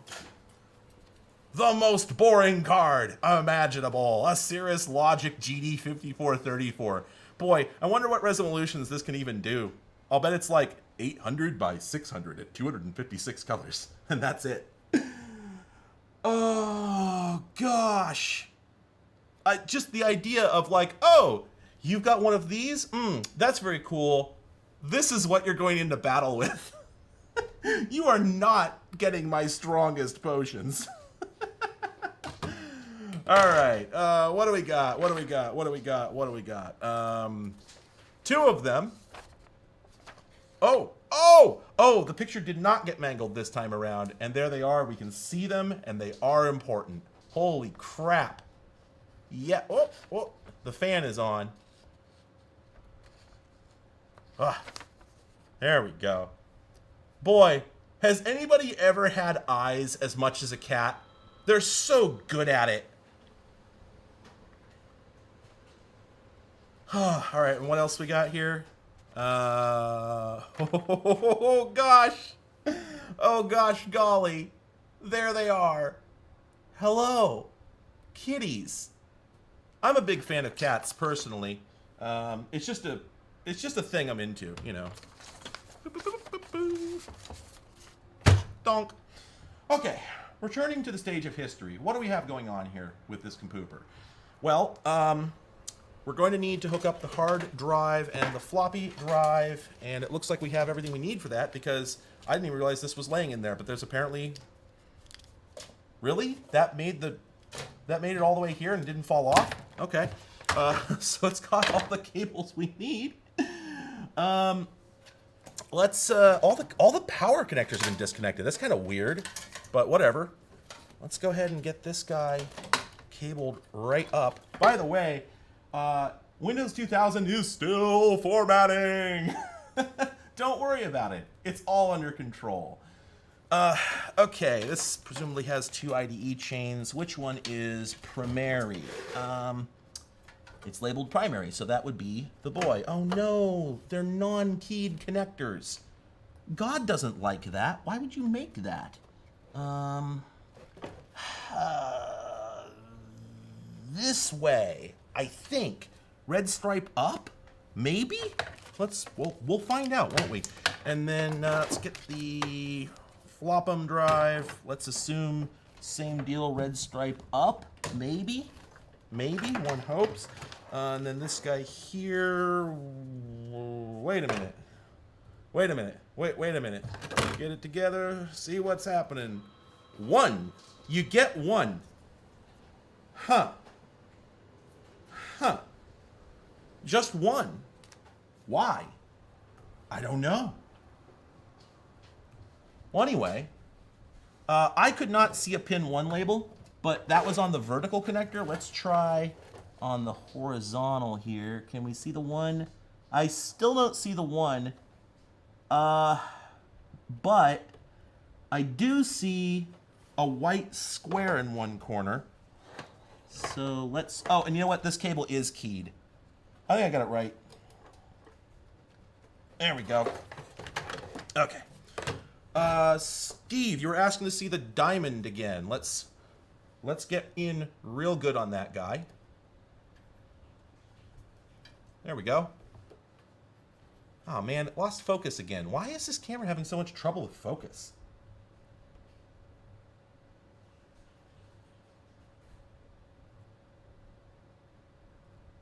There it is. So yeah, like, yeah, so I don't know. Is that really a network interface? It doesn't feel like it would be. Clearly that's a sound card, but is that really network? Is that what's going on? And then I see port A and port B. Don't tell me those are USB, because it feels like they could be. Wait, 95? Maybe not. Game port. Oh, game port. Okay. All right, well, whatever the deal is with that thing, I'm going to set that aside. All right, let's install, what's up? That might be one of the, someone's saying that might be the card that lets you do Sega Saturn. Yeah, so please take it and go find out what the deal is. And put it in a static bag, please. Will do. Thank you. Daria is going to shepherd that thing off to another realm. Why do I have that? How did that happen? What's going on? Strange things are afoot at the Circle K. Anyway, let's get that guy out of there. Let's install this crappy card. None of this hardware is tested, by the way. This graphics card could be bad. The hard drive could be bad. Everything here could be bad. And you know what? Actually, we're going to need a sound card. And I just pulled out the only sound card this machine had.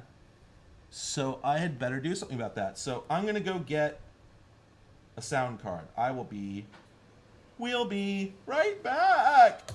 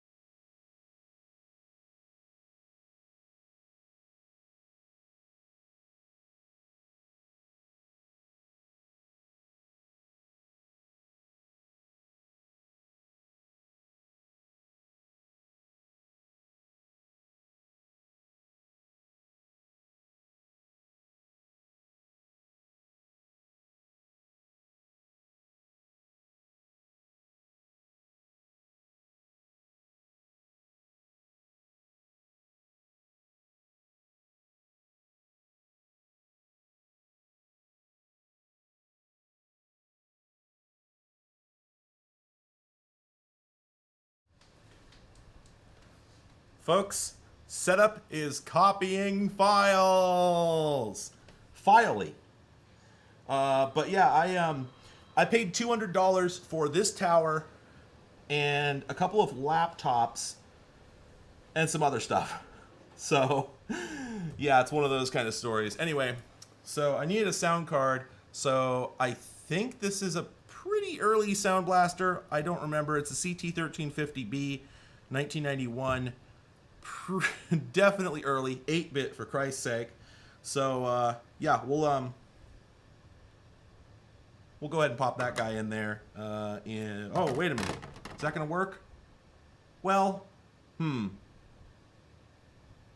shit.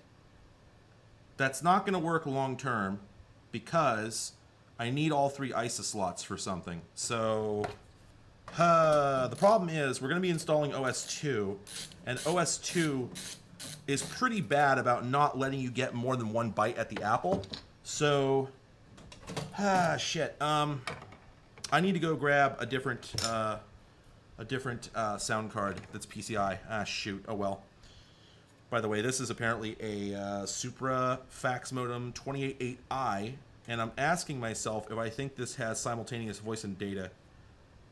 I'm thinking probably not, but it does have this little tiny 2.5mm jack down there. That's weird. Huh. Would not have expected that. But it doesn't look like it has... Yeah, it's got another relay circuitry or anything, so probably not. Yeah, probably not. Anyway. Good news, though. It's restarting.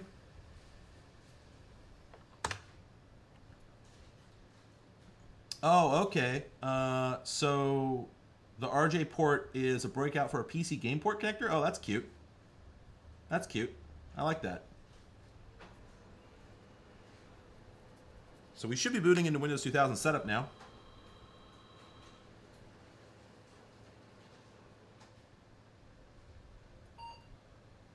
I actually, I don't want to spend the entire stream dealing with the fax, so I'm probably going to call it quits on the fax. For anybody who doesn't have the number, please don't go look it up. I will come up with a better strategy for fax someday. Trust me, there will be more streams. So, beep. Anyway, I'll be right back with a PCI sound card. You can watch Windows 2000 install.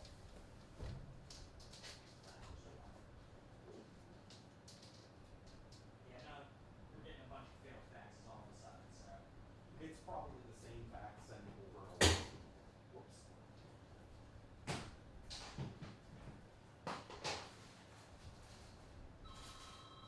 What are you looking for? PCI sound card. How old? Just, well, as old as possible. Still.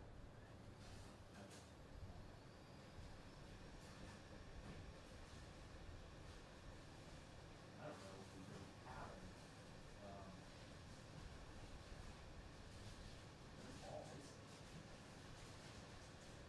But I don't think we sorted this on purpose. I tried to, and then we had to put it all back in. So probably all the ISO cards went to the top of this. That would make sense, yeah. We gotta figure out this situation. We really have to figure this out because Free prints a bunch of riser holders. I don't know if we'll find anything I can use. Yeah, I don't know, because I don't think we have like a standard Sound Blaster, 16 or something. All ISO, everything in here. This is weird. I remember we did a PCI, but there's not a single PCI card in there.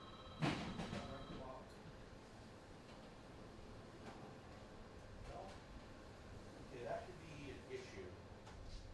Let me think. You know, for the moment, I can just strum one out of another machine. Yeah, like the Dell or the, but there might be like Sound Blaster 5s, you know? Yeah, that's the problem. That's just a live auditing. Or a live auditing or something. That won't work. Shit. Yeah, we didn't really have all that many sound cards in the first place, I think. Yeah, I don't think this is going to work. I think I'm going to have to go with a sound card for now. So I can install over here. But, check this thing is real quick. Nope. Sound on that level. That's there.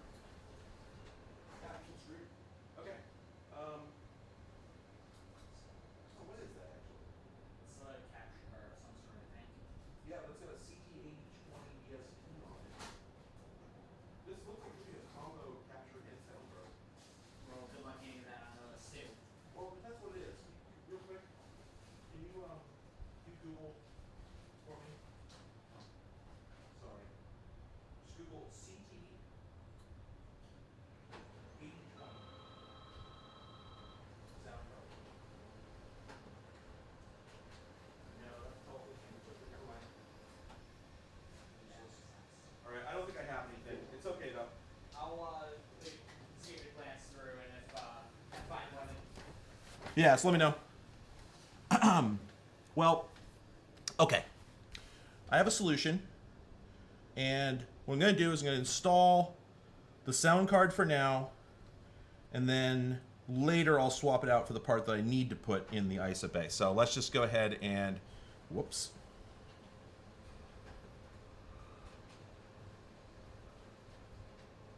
There we go. Let's go ahead and install this guy in the top slot. Okay. Now, this board, being a Pentium, definitely isn't going to be able to boot from CD. And that's convenient because OS2 initially did not come on a bootable CD because El Torito had not been invented yet. So it all works out in terms of nothing working. So instead, we're going to have to put a floppy drive in here, and I don't have the right kind of screw handy. So let's see what kind of a problem that's going to be. Wait a minute, why won't that go in? Oh, there we go. Because that takes the fine screw, right? Well, you know what, is this CD-ROM got 4 screws in it? It does.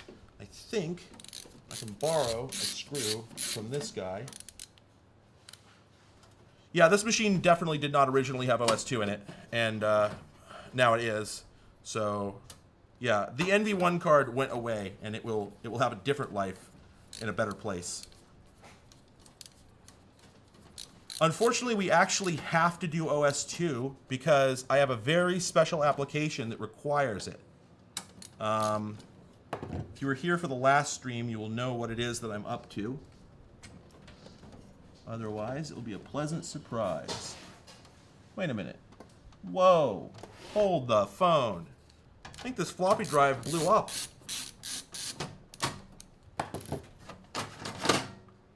Holy shit! Whoa! Nelly! What? Get a load of that guy, Cam. Holy shit! Does anybody want to guess what happened here? Your head swallowed. Holy shit. Well, good thing. 2 of them. I knew this might happen, so I got a second one. Let me just check, see if it's got any fluff in it. One moment. It looks all right. I'm sure it's fine. Why won't it go in? Oh, there's a screw in it. Hey, 4 screws. My screw problem is solved. Oh, heavens. You like those camera movements? Everybody enjoying those camera movements? Isn't it cool that I can just do camera movements like that? Who gets to do that with their damn stream?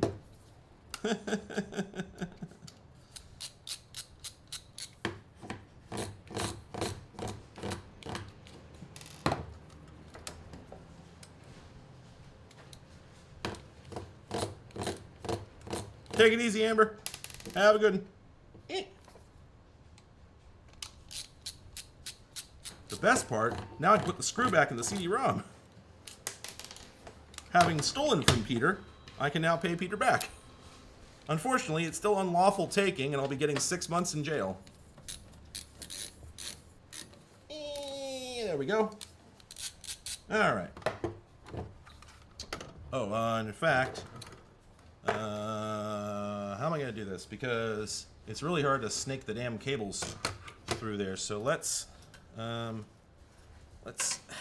feed that guy out the front, and let's feed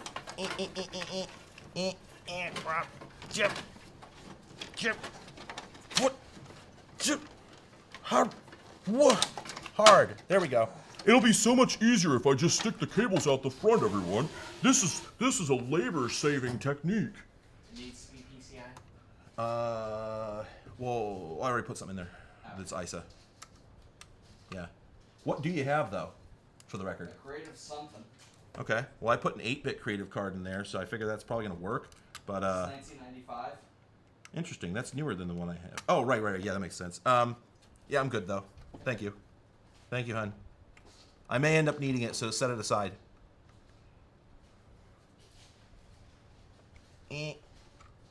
What's going on here? Oh, I think the pins are a little bit bent. Does not want to go in. Ah, there we go. There we go. Yeah, this case has not injured me in any way to date. And it better not, because I won't go easy on it. Okay. Okay, there we go.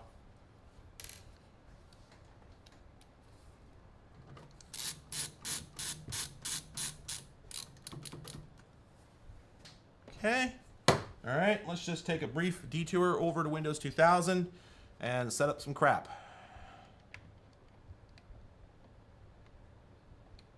Gotta spin the CD-ROM back up. There we go.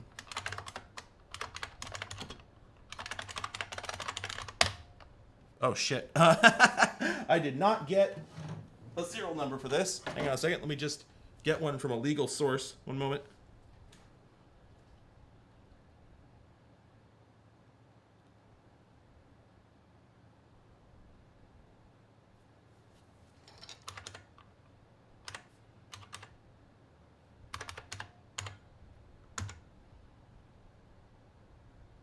Whoops. No, that's right. Yeah.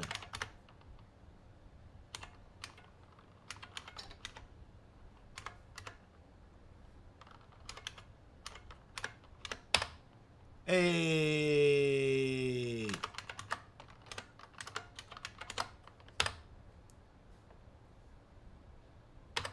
Oh yeah, it's definitely January 1st, 1996. Don't worry about it, bud. You're exactly where you think you are. Everything's gonna be okay. Your family's not dead. Okay. Moving along. What else do we have to do over here? Working on two computers at once is definitely the most efficient way to do it and does not waste any time at all. Okay, you're hooked up. You're hooked up. Now we just need to redistribute power, much like we should redistribute wealth. So let's just get that guy in there. Get this guy in here. Okay. We are hot to trot, set to jet.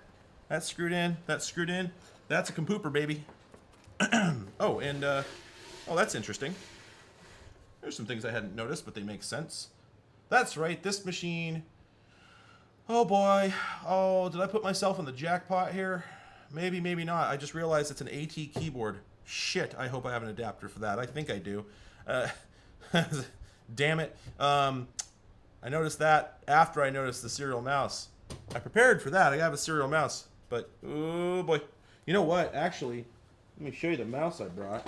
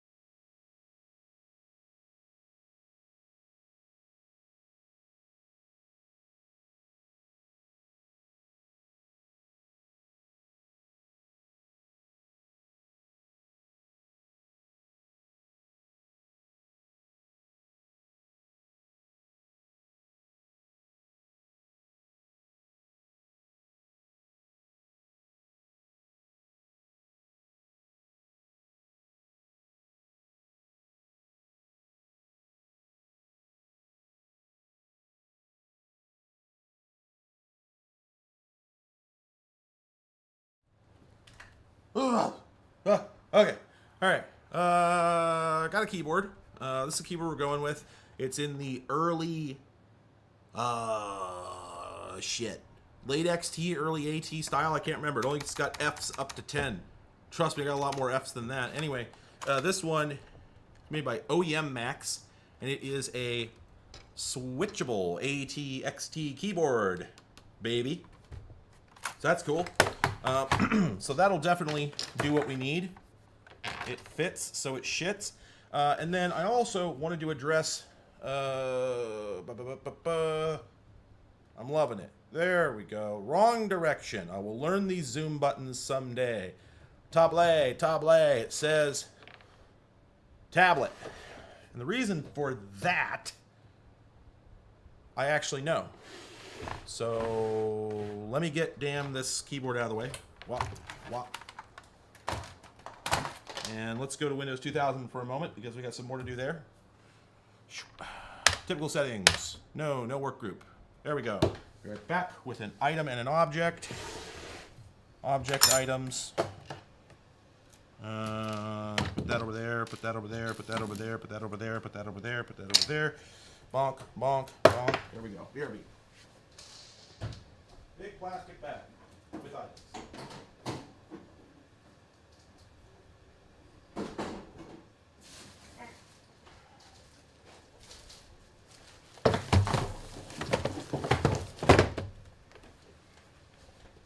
Ooh.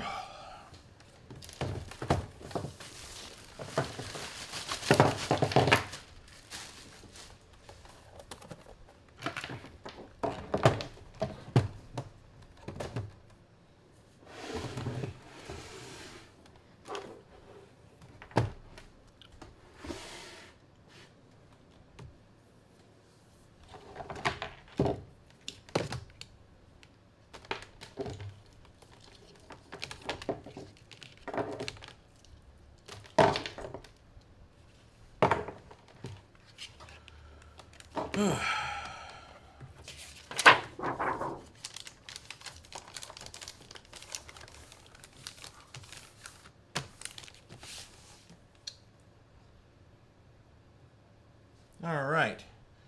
So what we have here is a Summa Graphics Summa Sketch 3. It's kind of like a Calcomp digitizer. You've got, it's like a Wacom, but different. You've got this guy here, and this is the cursor. It's got a little inductive loop here, and then there's wires under the surface, and it's got a little felt pad there. This is basically a Wacom tablet. It's basically a Wacom mouse. And so what you do with this, as I understand it, if I'm not mistaken, is it does something you can't really do with a Wacom. You can digitize things. So essentially, if I'm understanding, I've never done this, but I'm just inferring here. Basically, this here is a template with instructions. This is an AutoCAD shortcut sheet. So if you're using AutoCAD, you can just kind of go, it's like a toolbar back before there were toolbars in the program. So if you want to define a circle, then you go up here and you just click on circle, and there it is. You know, it's marked by the center of the crosshair. So it's a shortcut list. But then also, I believe you can slip this out of here, and then underneath that we've got the wow, that's it. I didn't actually realize this is down here. Okay, so there's another. There were two different templates. This apparently was printed out. I don't know what program this is for.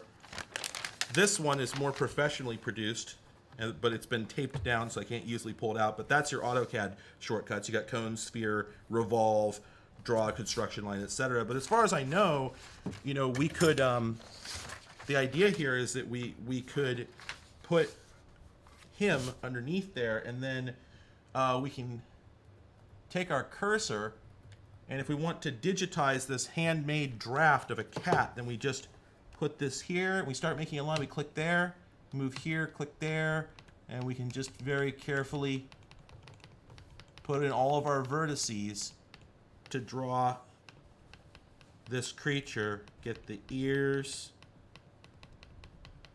just get every single detail, the little toes on the paw there, and then finish. And there you go. And so yeah, for that reason, I've always assumed they still make these. Someone just said they do. That makes perfect sense to me. I used to come across them at RePC when I worked there, and at my previous job selling eCycle back in California, but they were never complete. This one's complete, as far as I can tell.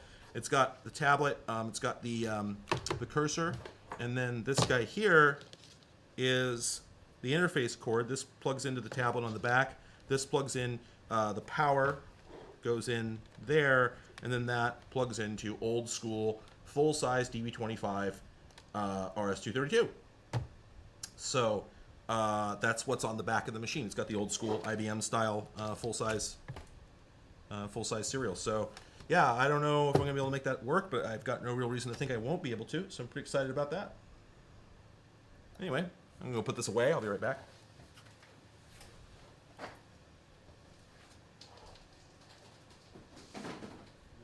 Oh shit! This box fell open.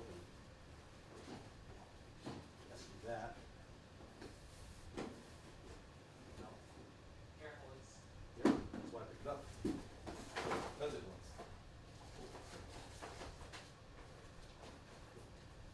It's more stable. Where's my water? Where the hell did I put my water? There it is. Okay.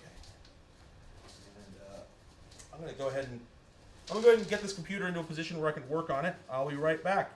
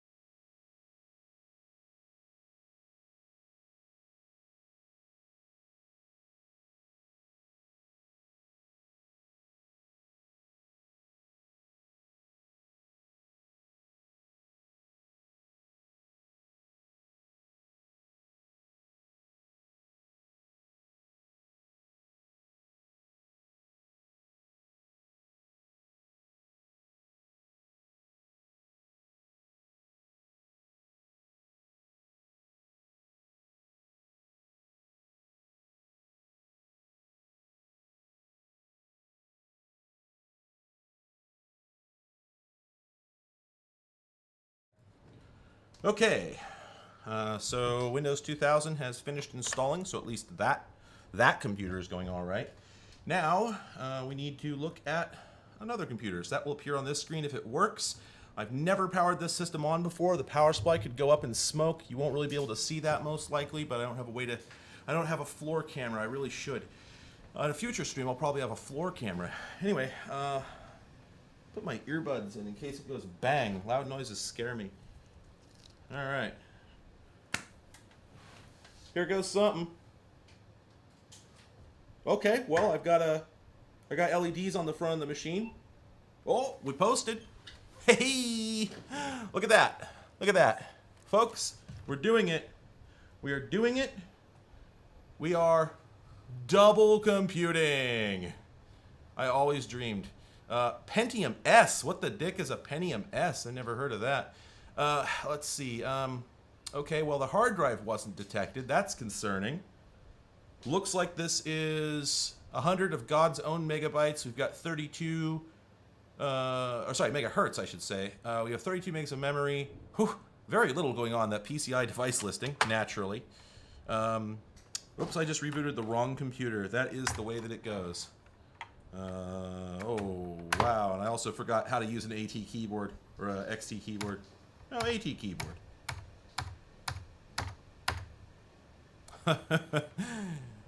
Yeah, so if you haven't caught any of my previous videos where I talked about this, let's just talk briefly about this keyboard situation. So this is I think this is a late XT style keyboard or an early AT, I can never remember which.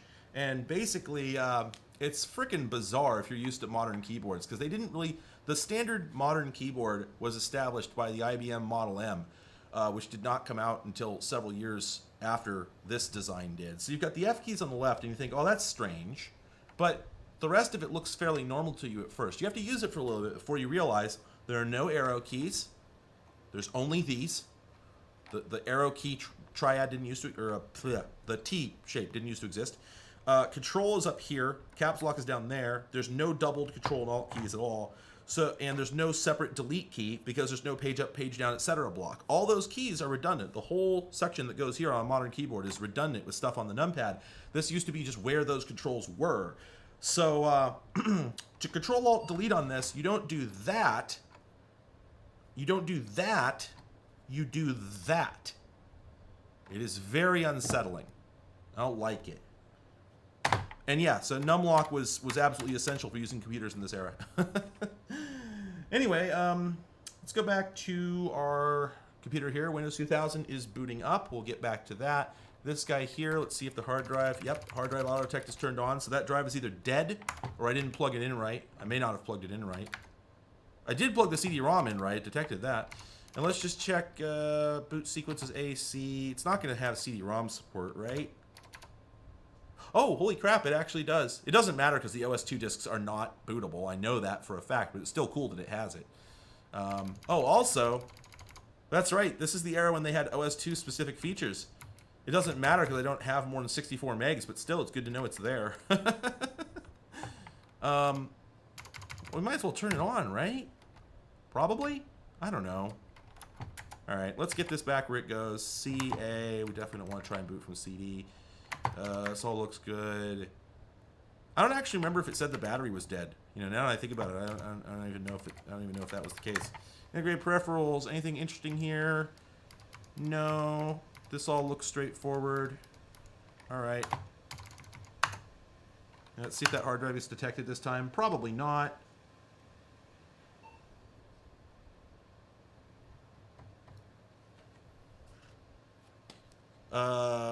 Wait, did that say USB controller?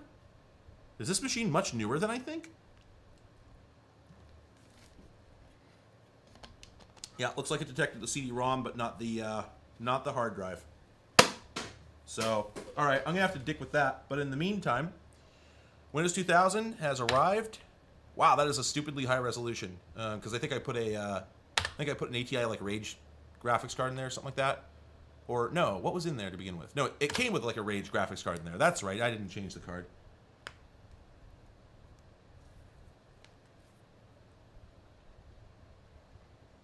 USB on a Pentium machine. That was a really late Pentium machine, but that makes sense. I mean, it's got CD-ROM boot for Christ's sake, so it's got to be pretty. Yeah. Anyway, okay. So this system looks happy. Let's go in and look at Device Manager here and just see how many unidentified devices. Oh man, it's gonna be like 12 unidentified devices in here. Oh. Okay, so it's not that many, but they're scary devices because multimedia controller can turn into so many things when you start installing drivers. So anyway, the display is going to be, oh, it had a driver for that. Terrific. So the Rage XL Let's go ahead and turn down the resolutions. That's a bit too much pixels for me. There we go.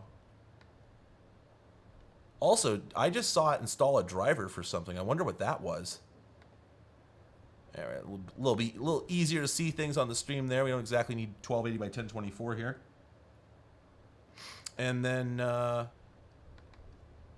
that's right. This thing has a 3C905, the most network card of all time. Only one SCSI controller, and I think, wait. Windows sound system compatible? Huh, so do we actually have it looks like we have a sound card in here. Whoa, there's a WSS compatible card in here? That can't be right. All right, we'll have to think on that one.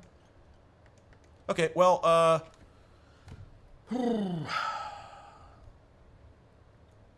so far, that's looking good. So we're just going to need to get the real-time drivers installed, and that'll identify the card, and then ideally we'll have some sort of diagnostic software we can use to actually interact with it, because so what I don't have that would be necessary to actually, I will not be finishing this and getting this thing working on this stream, certainly, because I need a breakout box that I don't have, but Panda's going to bring to me, at least to try this out, and I'll see if I can find one on like eBay or whatever.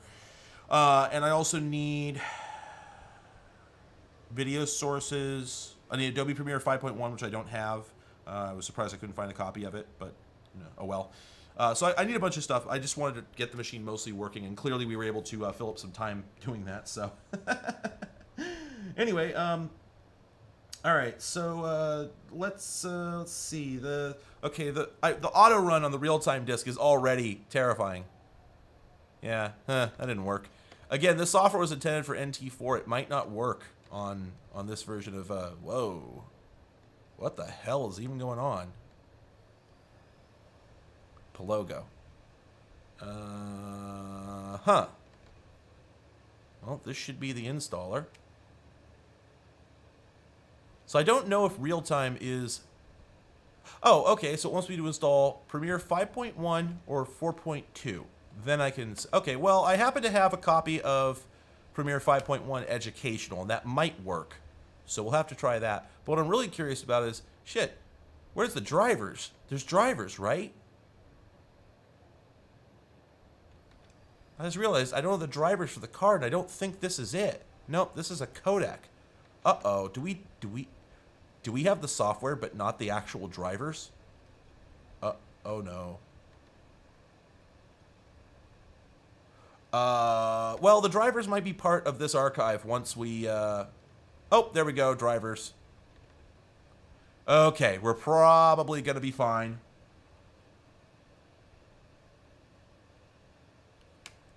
I just need to, oh,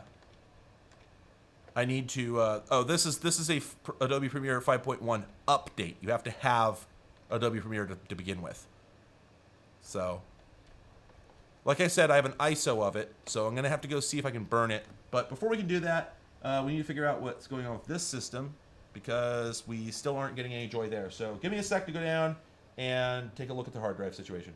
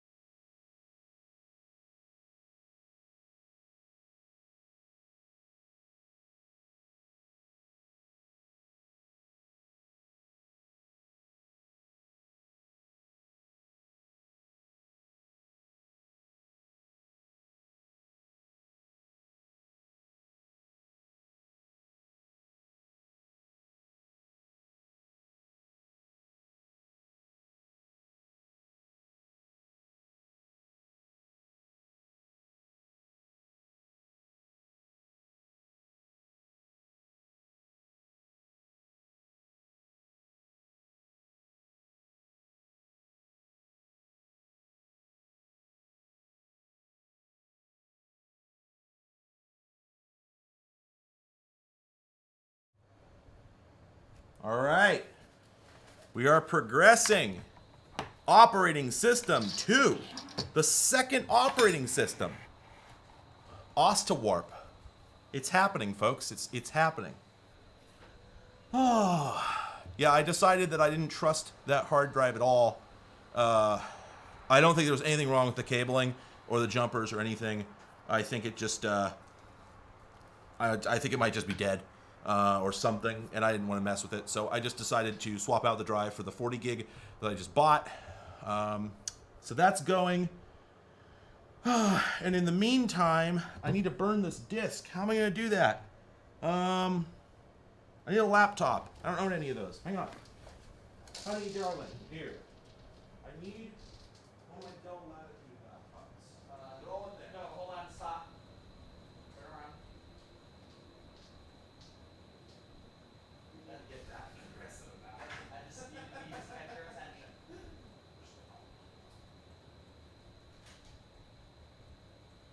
Probably work. Power supply for it?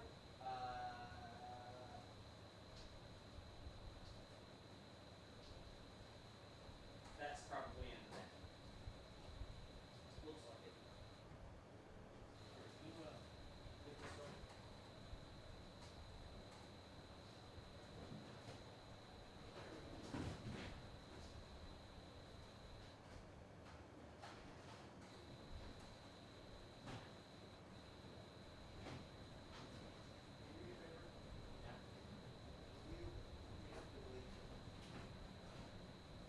Pull out the other latitudes that are in there, because I know at least one of these was not actually ready to go for this application. Well, let me know, then we'll go from there. Fine, this needs stuff. All right. I was retrieving a laptop with a burner, CD burner in it.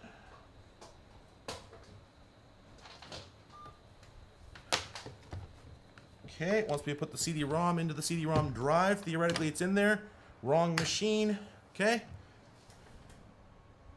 I do not see the light on the CD-ROM. Oh no! Oh no! Did it fail to install drivers for the CD-ROM? Is that what's up?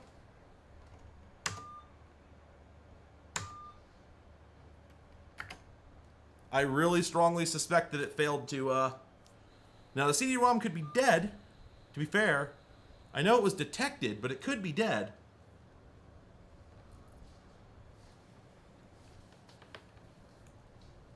Okay, and, meanwhile, booting Windows XP here. I think this machine has image burn on it. Guess we'll find out.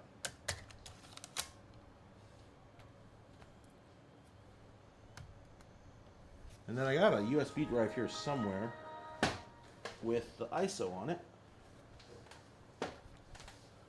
Now, if the optical drive in the OS2 machine is dead, I did bring a couple spares.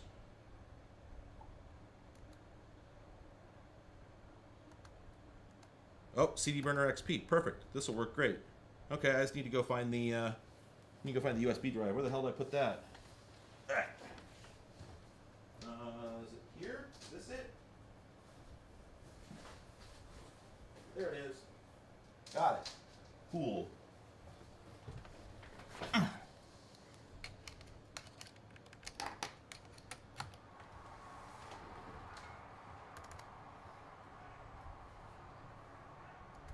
All right, we are progressing.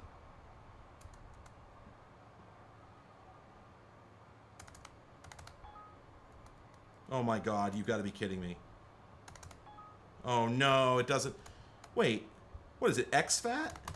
Can't read it? Oh my God.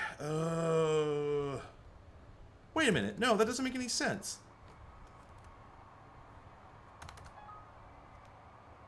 What?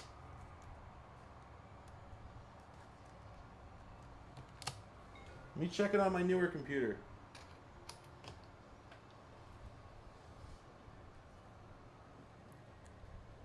The device installation thing, if you're talking about that, that was before I even plugged in the USB drive. I don't know what that was.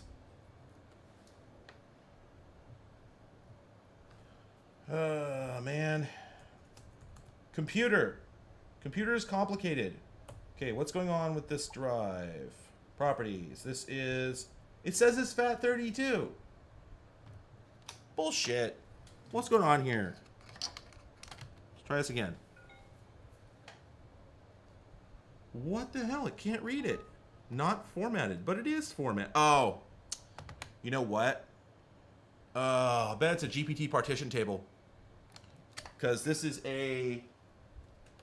Well, let's see. Is that likely? It's a Vista install drive that worked. So would GPT be likely? Let me check it out.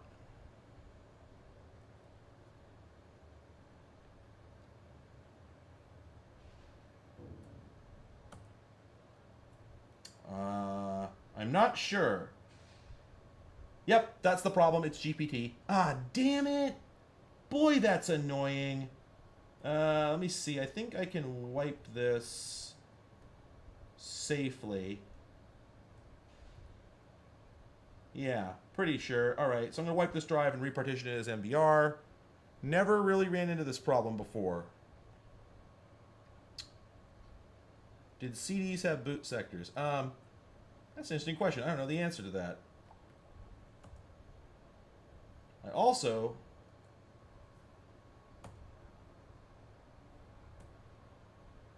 Huh. Yeah, I don't think there's a graphical way to solve this problem under Windows. I think you have to use disk part. Which is fine, I can do that. List disk. Select disk. 2. MBR. That's not how you do it. Convert. There we go. Exit. Okay. Now I should be able to reformat this and use it.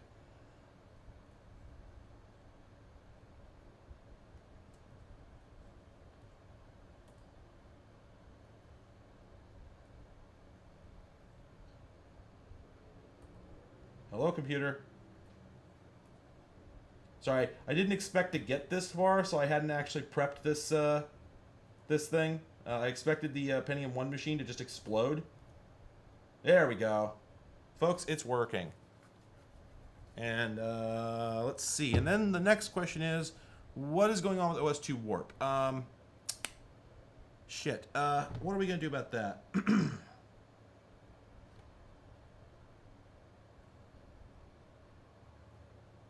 Okay. Let's go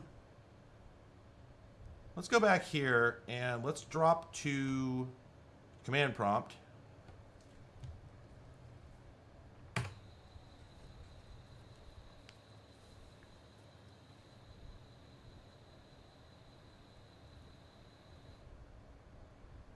Okay. Obviously yep, C drive will not be ready, obviously. What about D? Cannot find this. Okay, yeah, so it failed to load a driver for the drive, is my guess. Oh, that's not encouraging. Oh, that's not encouraging at all. So, what I'm going to do is I'm going to reboot this machine into Windows 98 boot disk, as in DOS.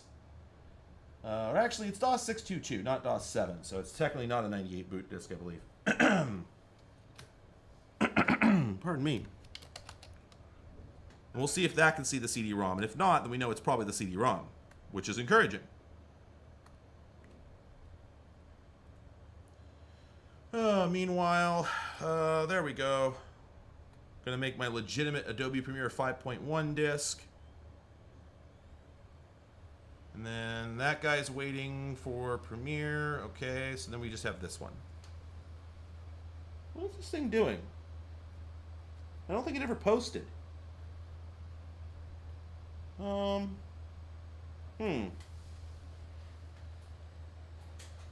Something seems a little screwy there. Let me power cycle that. Give me a beep. There we go. No beep, but there it is.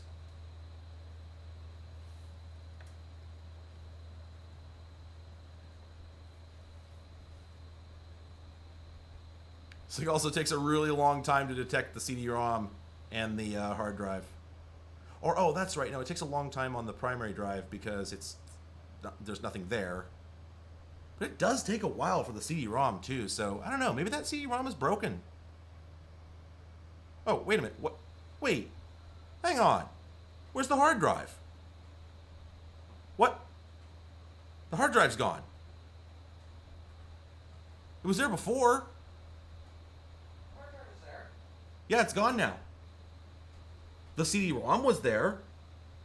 It's a different hard drive. I don't think there was anything wrong with the first hard drive. Okay, and it looks like the CD-ROM is recognizable, so something's amiss here. Oh. Yeah, something's up. It's not even trying to spin up that drive, so okay. Let's Computer over. Virus equals very yes. That's not a very good prize.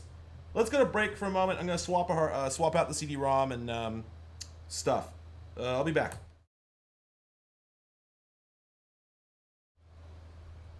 Actually, that's a very good point. It has an AT power supply, so those are all dead. I'm lucky the thing hasn't let the smoke out, so it's entirely possible that, yeah, the 12-volt rail is probably unstable. But we're still going to try and muscle through.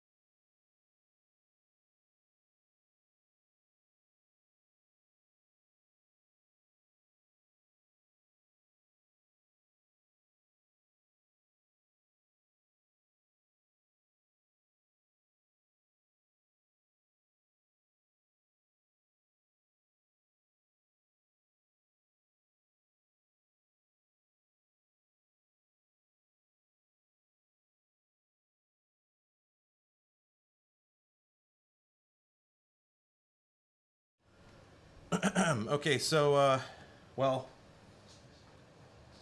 as you can see, the OS2 machine is now acknowledging the CD-ROM. I swapped it out with another one that seemed to work, so at least there's that. Let's pan up here. I'm installing Adobe Premiere. Boop. So at least there's that. But the problem with this one is that the hard drive isn't showing up again. So I really strongly think that the the power supply is having issues or something like that. This thing needs further work, and frankly, I'm made a lot more progress today than I imagined possible. So what I am going to do here is I'm going to see if I can get a legitimate serial number for my legally purchased copy of Adobe Premiere. At least get that part done. So, and then we're probably going to break for the day, and I will come in and do this. We'll do more of this on another day. Here we go. Let's try this serial number on my legitimate copy. I'm reading this off of the box that I purchased.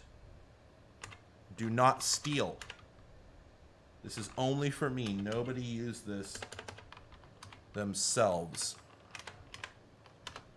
Hey, looks like that worked. Okay. So yeah, this is a pretty big moment of truth as far as whether I'm going to be able to make any of this work.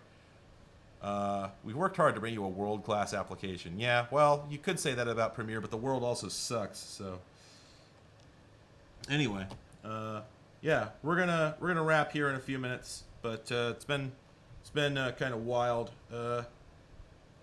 I absolutely, in no way, had intended to do a show anything like this.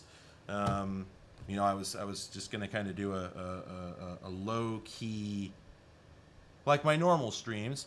I didn't really intend to sort of replicate the level of involvement of my first big fundraiser stream, but I accidentally did. Part of me is kind of like, oh, I should have just done this on the main channel. You know, get 2,500 people watching or whatever. But also, if that happened, I'd probably have had a heart attack by now. So, I mean, the whole point of this endeavor, the whole reason for anybody who wasn't here at the beginning of the stream, the whole reason I did this is just because I've got these PTZ cameras that I've been messing around with, and I wanted to see whether it was going to be practical to use them for a live stream. And I've definitely learned a lot. I didn't get to do as much as I hoped because I wasn't able to get them all working due to some variety of nonsense problems. Some my fault, some other people's fault, some the fault of businesses, etc. So basically this didn't go anything like I expected, and good sense and bad sense. I think that if I were to do this again, I think I've learned enough from this to do a lot of things differently. That said, I'm kind of shocked at how well it went. The cool thing for me is that because of some changes I made in how the setup works, I've been able to switch the scenes from here on the personal computer on my desk, which I couldn't do when I did the last couple big live shows. It's not a perfect solution by any means, but it's definitely very convenient. And that made it a lot easier for me to do, to do the whole thing, because I didn't have to constantly be. I mean, Daria is here to help me, but she's just been in the other room doing her own thing pretty much the whole time. I've been able to run pretty much all this myself, which is the ideal. And sure, it's one thing when you've got like a Stream Deck to work with, but I can't get a Stream Deck over here to the desk without doing like 2 daisy-chained 15-foot extension cords. So, okay, now we've just run into, actually, we answered a pretty important question here. There's a copy of Premiere 5.1 installed, but it's not RT capable. So, yeah, I kind of expected that might happen. This is an issue. So I suspected that there was a distinct RT version of Premiere, and it appears that is the case. So for context, sorry. Let me shut this machine down. That machine's on standby. It's all good. For context, the machine that I'm trying to assemble here is a Blossom Fury, I think is the name, and it has a thing in it called a Pinnacle Top Gear, and that's a real-time video processing card It allows you to do like real-time video effects back in an era when GPUs didn't exist and that wasn't really possible. Pretty cool thing, but it requires video editing software that supports it. So the solution they went with was to integrate with Adobe Premiere. Same thing happened on the Mac platform. There was stuff that plugged into Premiere on there, also Final Cut Pro. Matrox made some cards, Pinnacle made some cards. It was very popular from like 93 through like 2004, something like that, like about a decade. There were all these hardware processor cards, and they required plugins to interface with the software. Well, in order to interface with Premiere, you need to have a version that's been prepped with the expectation you're going to use it this way, because normal Premiere is all software rendered. It doesn't have any support for anything like this. And they can't just add that via plugin. So we were a little unclear.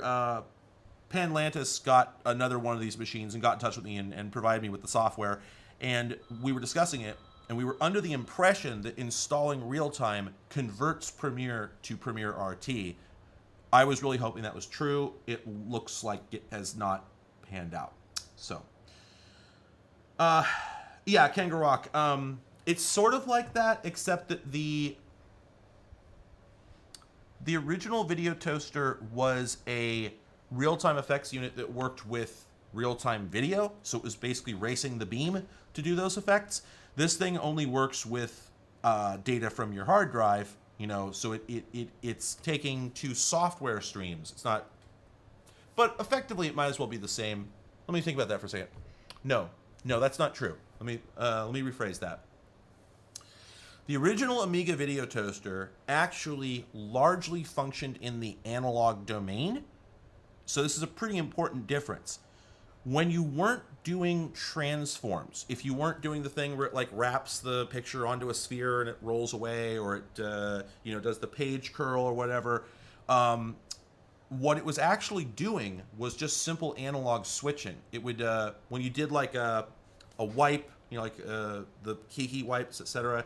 What those were doing is they were just, as the analog signal was coming through, the card was just cutting through input 1 straight to the output, and then as it marched across the screen, the card is keeping track of where the beam is as the signal is being drawn, and when it reaches a point that corresponds to an alpha pixel to an opaque alpha pixel in the mask, then it cuts from one analog input to the other. But it never gets digitized at any point. The signal's analog the whole time. It's just using a digital input to decide when to switch from one to the other. When you enable frame buffer effects, what they call the, digital frame store, digital something. Anyway, when you enable the frame buffer effects, that digitizes the image.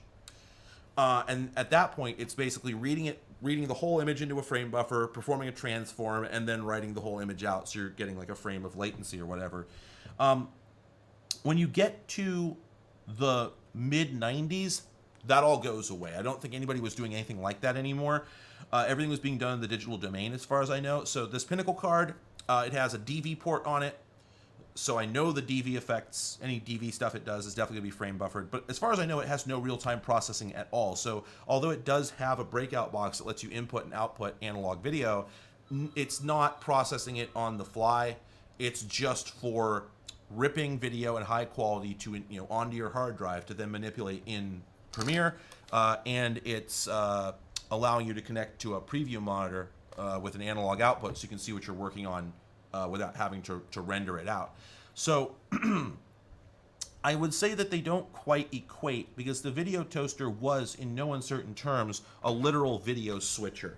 Yes, you could do other things with it. It had digital effects in there, but it's fairly accurate to say that those digital effects were essentially just a fifth input on the switcher. That's literally how it's mapped on the screen. If you look at a screenshot of the Video Toaster software, you'll see that there's inputs 1, 2, 3, 4, and that's like DF1, DF2, and like blank or bars or whatever it is. So really what you have is a 5-way or 6-way analog switch, and that can switch between any of the 4 actual direct inputs or between the analog converted output of the 2 digital frame stores. So This thing, on the other hand, yeah, it doesn't touch analog at all. All it has is just a digitizer chip, and it can ingest video, but the real-time effects are only real-time preview. The idea is, nowadays, DaVinci, this has been, what this is doing is literally what your GPU does for DaVinci Resolve, for OBS, for any modern video manipulation software.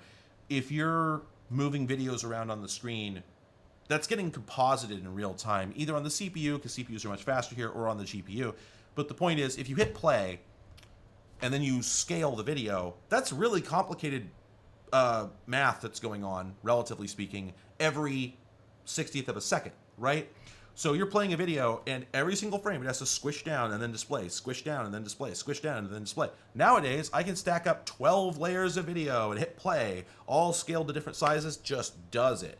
Not in 1993. No way, buddy. You could barely get one video stream at full resolution to play. In fact, I think most machines in 93 couldn't do it. By 95 or 96, you could absolutely do it. You could play at least one or two streams simultaneously, especially if you had oh, I'm sorry. I think the iMac didn't come out for another year or two, right? And I don't think the iMac DV came out for another year after that, but I could have my years off. Anyway, by the end of the 90s, you could absolutely manipulate two video streams in real time for just the most basic effects. Just cuts back and forth, maybe some sort of effects. But on most machines, you still couldn't. If you wanted to hit play on your timeline and see one video playing and then it wipes into another video, it would play smoothly up until the wipe and then stop. And you would have to hit render, and it would sit there and grind through at 4 or 5 FPS and render this little section of the timeline, and then you could drag the cursor back, hit play, and it would play through it. But it's literally playing a video file off your hard drive. That sucked for so many reasons, right? You can't quickly iterate, etc. So products like, at the low end, you had things like the Matrox RT Mac, which plugged into Final Cut Pro, very limited device. What it would do is, it would allow you to, it would real-time decode in hardware MPEG-1, MPEG-2, and DV, and it could mix or perform certain transitions between two clips simultaneously in real time in hardware. It could blend, it could fade, it could wipe, maybe a couple other things, but that was it. You couldn't stack up a third, if you put a third video clip on there, then it would drop back to offline rendering. It would also, I think it would do one title. So it would do one font, one text generator. So basically, these things were purpose-built, as you'd sort of expect. They were purpose-built silicon for the wedding video editor guy, right? The dude who's just, all he's doing is just taking two video clips, doing a page peel, and then text slides onto the screen that says, you know, enjoy the rest of your life together, Sam and Martha. And that was very, very tedious to do if you didn't have real-time acceleration. But if you did have it, then it covered like 85% of the prosumer space. So in order to add, to want to add a third layer of video or another title or any other kinds of effects simultaneously, you pretty much had to be doing some more sophisticated cinematic project. So for that sort of Dave's video editing of Milpitas, California, you know, tucked away in some concrete tilt-up, that guy, all he needed was 2 layers and a transition and a text, a title effect. So I don't know what the limits are on the card that's in this machine here, the Top Gun. I know it's more sophisticated than that considerably, but I don't know how sophisticated. I'm very excited to find out, but apparently it won't be today. So anyway. Thanks everyone for showing up. This has been a blast. I really didn't know if this was going to work. It was a cool dry run for a future live show in addition to just being a fun time on its own. So maybe I'll do more stuff like this because, you know, the cool thing about it that I didn't really expect, this is actually really easy to set up. Like we had some teething issues, but now that we've understand what went wrong with them, I'm a lot more prepared to do this sort of thing off the cuff. So. Anyway, thank you all for coming, and I'm going to go get a burger or something, probably. Good night, everyone.